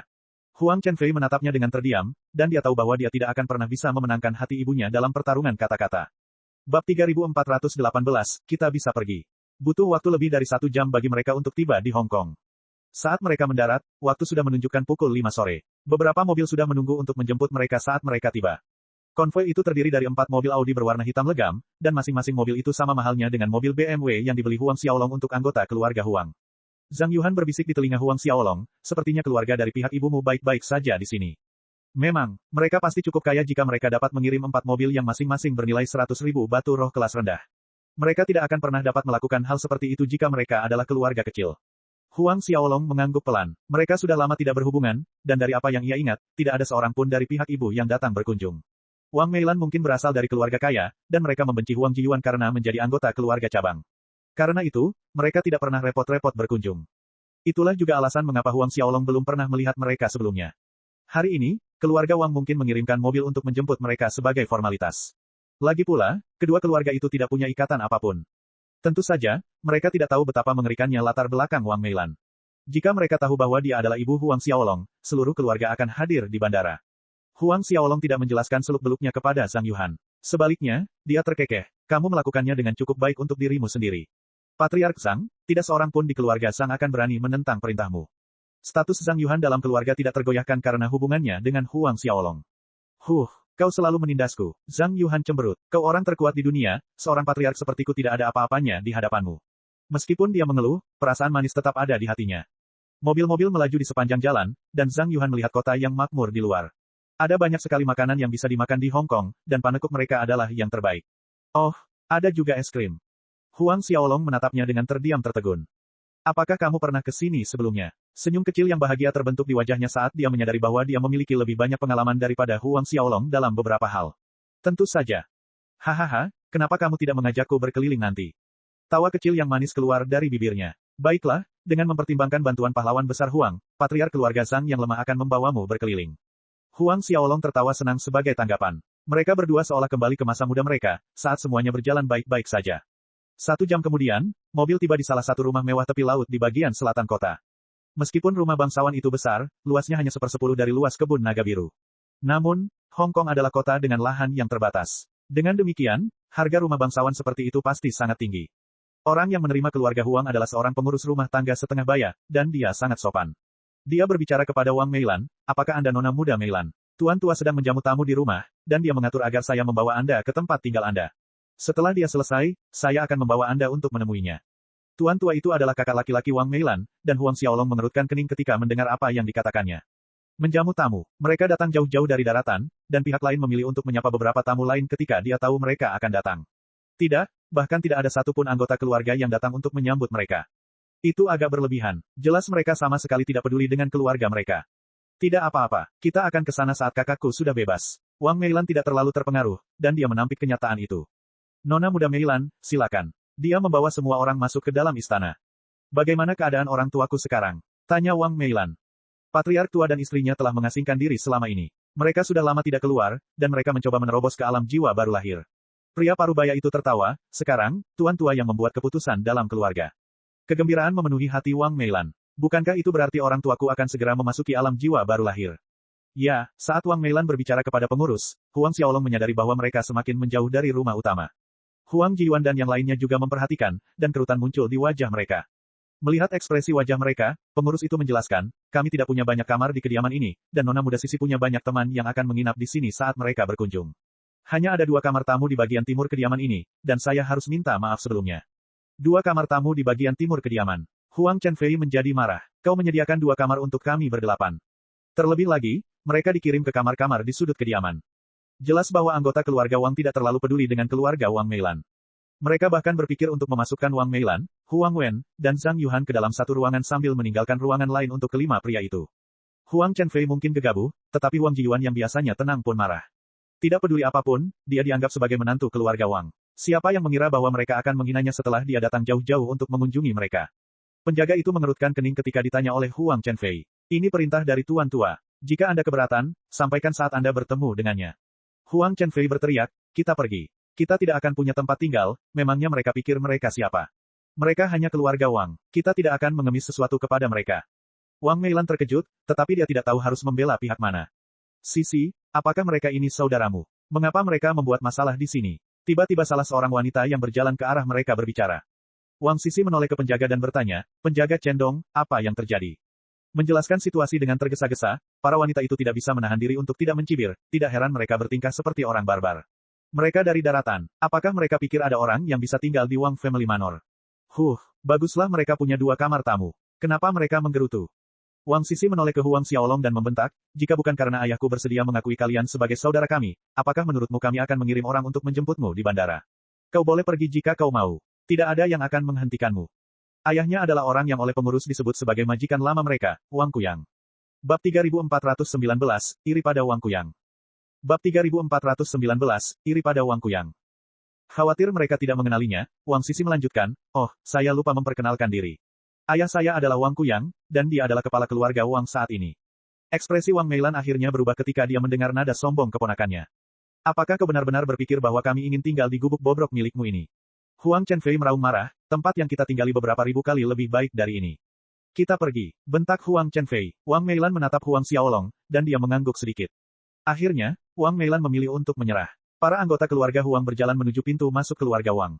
Ketika mereka melewati Wang Sisi, Huang Chenfei menggerutu, mobil yang Anda kirim untuk menjemput kami adalah yang terburuk yang pernah kami tumpangi. Wang Sisi tertegun sejenak, tetapi kemarahan memenuhi hatinya ketika dia menyadari bahwa yang dia maksud adalah mobil-mobil yang khusus disediakan ayahnya untuk anggota keluarga Huang. Jika kau pergi, jangan pernah berpikir untuk kembali. Bentak Wang Sisi. Di masa depan, bahkan jika ayahmu berlutut selama setahun penuh di depan istana kami tidak akan kembali. Huang Xiaolong berkata dengan dingin. Wanita yang mencibir Huang Chenfei beberapa saat lalu mengipasi api di sampingnya. Mereka terlalu sombong. Siapa mereka sebenarnya? Apakah kamu ingin aku memanggil seseorang untuk memberi mereka pelajaran? Ya, mereka hanya sekelompok orang desa dari daratan. Apa mereka tahu dengan siapa mereka berbicara? Teman-teman Wang Sisi membentak dengan marah. Teman-temannya adalah keturunan beberapa keluarga kaya di Hong Kong, dan keluarga mereka tidak cukup kuat untuk berdiri di jajaran atas dunia. Tidak heran mereka tidak tahu dengan siapa mereka berhadapan. Setelah memikirkannya, Wang Sisi menggelengkan kepalanya. Sudahlah, apapun masalahnya, tidak pantas bagi mereka untuk melumpuhkan bibinya. Penjaga Cendong berdiri diam di sana dan tidak tahu harus berkata apa saat melihat mereka pergi. Kalian boleh kembali. Saat ayahku bertanya, kalian bisa memberitahu mereka bahwa anggota keluarga Huang pergi dengan marah setelah mengeluh tentang ukuran kamar. Wang Sisi memerintahkan. Ya, jawab Cendong. Ketika Wang Sisi melihat mereka pergi, dia mendengus, Rumah bangsawan kita terletak di tengah gunung, dan tidak perlu mengantar mereka pergi. Mereka bisa berjalan kaki ke stasiun sendiri. Cendong tidak berani menentang perintah Wang Sisi dan dia mengangguk patuh. Ketika meninggalkan halaman, Huang Chenfei berbicara kepada Wang Meilan, Ibu, sudah kubilang mereka tidak akan menyambut kita saat kita datang. Lihat apa yang terjadi. Wang Meilan berhenti sejenak, lalu menjelaskan, pamanmu sedang menerima tamu, dan Wang Family Manor mungkin benar-benar kehabisan kamar. Apa kau benar-benar percaya pada mereka? Aku menyapu area itu dengan indera ilahiku beberapa saat yang lalu. Ada lebih dari 30 kamar kosong di jantung Manor. Tidak apa-apa jika mereka menolak untuk membiarkan kita menggunakannya. Mereka bahkan mengatur kamar terjauh untuk kita. Apa mereka benar-benar berpikir bahwa kita akan mengacaukan tempat ini? Wang Meilan tidak mengatakan apapun sebagai tanggapan. Sebagai seorang kultivator alam inti emas, dia menyapu seluruh istana saat dia masuk. Dia menemukan ruangan-ruangan itu jauh sebelum ruangan-ruangan itu dibawa ke istana.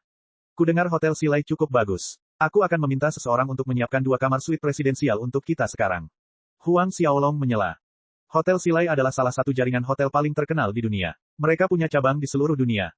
Xiaolong, apakah kita benar-benar bisa mendapatkan kamar presidensial di sana? Kudengar Hotel Silai sangat populer. Orang-orang bahkan mungkin tidak bisa memesan kamar biasa di sana. Huang Chengfei mengangkat satu alisnya karena terkejut. Wang Meilan dan yang lainnya memandang Huang Xiaolong. Mereka semua akrab dengan Hotel Silai, dan mereka tahu betapa sulitnya memesan kamar normal di sana. Namun, Zhang Yuhan terkekeh di sampingnya. Apakah kalian semua sudah lupa posisi Xiaolong di bumi sekarang? Jika orang terkuat di dunia tidak bisa mendapatkan kamar di sana, dia tidak akan pantas mendapatkan reputasinya. Huang Xiaolong terkekeh geli, tenang saja. Mereka mungkin tidak punya kamar biasa, tetapi mereka pasti akan membiarkan beberapa kamar presidensial kosong. Selain itu, Hotel Silai dimiliki oleh keluarga Wharton, dan leluhur lama mereka adalah bawahanku. Keluarga Wharton merupakan salah satu keluarga terbesar di Eropa Barat. Mereka juga merupakan keluarga kuno yang sejarahnya telah berlangsung selama beberapa ratus tahun. Saat percakapan mereka berlangsung, Huang Xiaolong dan yang lainnya tiba di pintu masuk keluarga Wang. Tepat saat dia hendak menghubungi leluhur lama keluarga Wharton, sekelompok orang meninggalkan aula utama kediaman. Ada beberapa tetua agung dari keluarga itu yang mengikuti di belakang Wang Kuyang, dan mereka berjalan di belakang seorang lelaki tua yang wajahnya penuh dengan janggut putih. Penatua Lu, kami harus mengandalkanmu untuk proyek yang akan kami kerjakan. Wang Kuyang berbicara dengan hormat. Lelaki tua itu mengangguk pelan dan tidak repot-repot berpura-pura. Tenang saja, patriark kita sangat tertarik dengan proyek ini. Dia berharap kita bisa bekerja sama dengan baik. Wang Kuyang tertawa, Penatua Lu, akan sangat bagus jika Anda bisa menyampaikan pesan baik kepada kami kepada patriark Anda. Ketika lelaki tua berjanggut itu melihat sekelompok orang menghalangi jalannya, matanya terbelalak kaget dan pikirannya menjadi kosong. Dia tidak repot-repot menjawab Wang Kuyang. Para tetua agung keluarga Wang terkejut, dan mereka melihat ke arah anggota keluarga Huang yang berdiri di pintu masuk. Penatua Lu, ini. Penatua Lu mengabaikan Wang Kuyang saat ia bergegas menuju Huang Xiaolong. Ia berbisik pelan, Yang Mulia, apakah itu Anda? Yang Mulia, Wang Kuyang dan yang lainnya adalah kultivator, dan mereka sedikit terkejut dengan perubahan yang tiba-tiba itu. Mengapa Tetua Lu memanggil orang sembarangan dengan sebutan Yang Mulia? Keluarga Hao sepertinya tidak memiliki seseorang yang bernama itu, bukan? Karena Huang Xiaolong tidak menghadap Hao Lu, lelaki tua itu gagal mengenali Huang Xiaolong. Ketika akhirnya dia berbalik, Hao Lu melompat ketakutan dan berlutut. Hao Lu dari keluarga Hao memberi hormat kepada Yang Mulia. Hao Lu tidak tahu bahwa Yang Mulia akan ada di sini, dan saya berharap. Sebelum dia bisa menyelesaikan kalimatnya, Huang Xiaolong memotongnya. Cukup, kalian bisa bangun sekarang. Dia menatap Wang Kuyang dan yang lainnya. Dari apa yang bisa dilihatnya, Wang Kuyang dan yang lainnya sedang menjamu Hao Lu dari keluarga Hao. Ayo pergi. Huang Xiaolong berbicara pada Huang Jiyuan dan Wang Meilan setelah membiarkan Hao Lu berdiri. Tahan. Wang Kuyang menghentikan mereka, dan dia berteriak, kakak ketiga, apakah itu kamu? Kakak ketiga, Hao Lu bukan satu-satunya yang tercengang. Anggota keluarga Wang menatap Wang Meilan dengan kaget. Terutama bagi Hao Lu, ia merasakan kilatan petir menyambar pikirannya. Apakah keluarga Wang benar-benar terhubung dengan keluarga Huang yang saleh? Bukankah itu berarti Huang Xiaolong adalah Wang Kuyang? Jika berita itu tersebar, seluruh kota akan gemetar. Semakin dia memikirkannya, semakin Hao Lu mulai iri pada Wang Kuyang. Bab 3420, dalam 2 hari. Ketika Hao Lu mulai merasa cemburu dengan koneksi Wang Kuyang, Wang Meilai menunjukkan ekspresi canggung dan berkata, ya. Ini aku. Meskipun ada ekspresi aneh di wajahnya, Wang Kuyang tidak terlalu mempermasalahkannya. Dia benar-benar saudara perempuannya, dan dari penampilannya, status mereka mengejutkan. Bagi seseorang yang mencoba menjilat keluarga Hao, itu adalah hal yang hebat. Kakak ketiga, senang sekali kau kembali. Sudah bertahun-tahun berlalu, dan aku tidak mengenalimu. Kau terlihat terlalu muda, dan aku tidak berani berasumsi bahwa itu kau. Cepat masuk ke aula, aku akan memanggil yang lain sekarang juga. Wang Meilan tidak bisa menahan diri untuk tidak menunjukkan ekspresi canggung. Dia tidak bergerak sedikit pun saat menoleh untuk melihat Huang Xiaolong. Huang Chenfei tidak bisa menahan amarah di hatinya saat melihat bagaimana pamannya bertindak. Tidak perlu, putrimu mengusir kami keluar dari Wang Manor, dan sebagai kerabat rendahanmu dari daratan, kami tidak akan berani memasuki aula utamamu. Wang Kuyang dan anggota keluarga Wang terkejut. Bahkan Hao Lu, yang beberapa saat lalu iri pada Wang Kuyang, mengerutkan kening. Putri Wang Kuyang benar-benar berani mengusir Yang Mulia dan keluarganya keluar dari istana keluarga Wang. Emosi yang kompleks memenuhi hati Hao Lu. Wang Kuyang menatap Wang Meilan saat ia mencoba memastikan apa yang dikatakan Huang Chenfei. Wang Meilan tidak mengatakan apa-apa, tetapi kebenarannya jelas terlihat oleh semua orang. Pergi, bawa Sisi ke sini sekarang juga. Wang Kuyang meraung marah saat ia memerintahkan seorang tetua agung dari keluarga Wang untuk melaksanakan perintahnya. Karena tidak berani menunda-nunda, tetua agung itu tahu bahwa segala sesuatunya menjadi serius. Huang Xiaolong tidak mengatakan sepatah kata pun dan tetap diam di samping. Wang Sisi dan teman-temannya berencana untuk memainkan beberapa permainan untuk menghilangkan rasa frustrasi mereka yang terpendam akibat interaksi mereka dengan Huang Chenfei dan yang lainnya ketika tetua agung tiba. Dia dipanggil Wang Chongan, dan dia menghentikan para wanita. Paman Chongan, apa yang terjadi? Tanya Wang Sisi ketika dia melihat ekspresi bingung di wajah pamannya. Sang Patriark memanggilmu. Wang Chongan tidak punya waktu untuk menjelaskan dirinya sendiri, dan dia melanjutkan, cepatlah. Dia menunggumu di depan aula utama. Sekarang, Wang Sisi cemberut, kita punya hal yang harus dilakukan. Kita akan ke sana sebentar lagi. Dia tidak peduli dengan fakta bahwa dia mengusir anggota keluarga Huang. Bagaimanapun, dia adalah seorang putri di mata ayahnya, dan bahkan jika dia datang terlambat, dia tidak akan memarahinya. Wang Chongan panik saat mendengar jawabannya. Sang Patriark sedang mengamuk sekarang, dan Tuan Hao Lu juga ada di sana. Mereka semua menunggumu. Mengamuk, Tuan Hao Lu. Wang Sisi merasa aneh dan terus bertanya, mengapa ayahku marah? Dia memikirkannya, dan menyadari bahwa dia tidak melakukan kesalahan akhir-akhir ini. Dia seharusnya tidak marah padanya, kan? Dia tetap patuh di istana selama setengah bulan, dan dia tidak bisa menimbulkan masalah bahkan jika dia mau. Wang Chongan menyadari bahwa tidak ada gunanya menjelaskan dirinya kepadanya dan ia meraih lengannya. Sambil menyeretnya pergi, ia berteriak, aku akan menjelaskannya kepadamu dalam perjalanan ke sana. Teman-teman Wang Sisi saling berpandangan dengan heran. Haruskah kita pergi dan melihatnya? Wanita yang memarahi Huang Xiaolong dan yang lainnya adalah yang pertama menyarankan. Mereka semua menganggukkan kepala sambil mengikuti dari dekat di belakang. Mereka benar-benar ingin tahu apa yang bisa membuat patriark keluarga Wang marah. Wang Sisi tidak dapat menahan diri untuk bertanya, Paman Chongan, apa yang terjadi? Sisi, apakah kau mengusir nona muda ketiga dan keluarganya? Siapa yang kamu bicarakan? Wang Sisi gagal bereaksi tepat waktu, dan dia tidak mengira bahwa Wang Chongan mengacu pada Wang Meilan. Dia adalah saudara perempuan dari kepala keluarga, dan kami mengatur untuk menjemput mereka di bandara ketika mereka datang. Oh, orang-orang desa dari daratan itu. Wang Sisi mencibir. Apakah kamu benar-benar melakukannya? Wang Chongan merasakan jantungnya berdebar kencang di dadanya ketika dia melihat betapa acuhnya dia bersikap. Dia menganggukkan kepalanya, lalu mendengus, ya. Paman Chongan, Anda mungkin tidak tahu apa yang terjadi, tetapi mereka mengejek kamar-kamar yang disiapkan ayahku untuk mereka. Aku memberitahu mereka bahwa mereka boleh pergi jika mereka tidak menyukainya. Wang Chongan mungkin tidak tahu apa yang terjadi selama interaksi mereka, tetapi dia mendapat gambaran besarnya. Nona muda, saat kau bertemu dengan patriark dan nona muda ketiga nanti, kau harus meminta maaf kepada mereka. Wang Chongan memperingatkan. Kenapa harus aku? Bentak Wang Sisi. Mereka yang seharusnya minta maaf. Ketika dia selesai, mereka pun tiba. Wang Chongan tidak punya waktu untuk menjelaskan, dan dia memperingatkannya dengan tenang, hentikan. Putra bibimu tampaknya merupakan tokoh penting. Kita tidak boleh menyinggung perasaannya. Wang Sisi cemberut, tetapi dia tidak terlalu memikirkannya. Baginya, keluarga Wang adalah negara adik kuasa di Hong Kong, dan dia merasa tidak ada seorang pun yang tidak bisa dia ganggu. Bagaimanapun, mereka memiliki koneksi yang sangat baik di Hong Kong. Wang Chongan segera membawa sekelompok gadis itu ke Wang Kuyang. Ayah, emosi Wang Sisi berubah saat dia tiba. Senyum manis terbentuk di wajahnya dan dia menyapa para ahli lainnya di keluarga itu, Paman. Sambil memaksakan senyum di wajah mereka, para tetua agung tidak tahu bagaimana harus bereaksi. Biasanya, mereka akan membiarkannya melakukan apa yang diinginkannya. Namun, Wang Kuyang memaksakan diri untuk bersikap serius saat membentaknya, Sisi, apakah kamu mengusir bibi ketigamu keluar dari istana? Wang Sisi merasakan hatinya bergetar ketakutan saat mendengar nada bicara ayahnya, tetapi ketakutan itu lenyap saat dia tahu bahwa tidak akan ada hukuman yang menimpanya. Ayah sudah mengatur agar mereka tinggal di rumah besar kita, dan mereka bahkan tidak mengucapkan terima kasih. Mereka mempermasalahkan setiap detail kecil, dan saat aku menegur mereka, mereka malah membentakku. Aku menyuruh mereka pergi jika mereka tidak suka di sini. Aku tidak akan berbohong padamu. Kalau mereka ingin pergi, kenapa aku harus memohon mereka untuk tetap tinggal? Wang Kuyang tidak berani membiarkan putrinya melanjutkan bicaranya dan dengan cepat mendengus, cukup. Dia menoleh untuk melihat Wang Meilan dan senyum cemerlang terbentuk di wajahnya. Meilan, aku memanjakan gadis kecil ini, sebenarnya, aku tidak cukup perhatian ketika aku mengatur tempat tinggalmu. Baiklah, aku akan membiarkan dia meminta maaf kepadamu dan kita akan berhenti di situ. Bagaimana menurutmu? Hao Lu menggelengkan kepalanya tanpa suara di samping ketika mendengar apa yang dikatakan Wang Kuyang. Sepertinya pria itu tidak tahu betapa seriusnya masalah ini sekarang setelah dia mengusir Huang Xiaolong keluar dari kediamannya. Dengan status Huang Xiaolong, akan menjadi keajaiban jika bencana tidak menimpa keluarga Wang sekarang setelah Wang Sisi mempermalukan seluruh keluarganya. Bagaimana mungkin permintaan maaf cukup?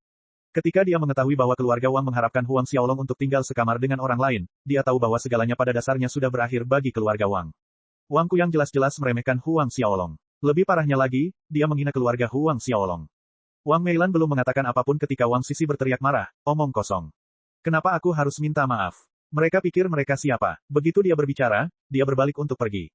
Kau, Wang Kuyang sangat marah, dan berteriak padanya, kembalilah ke sini sekarang juga.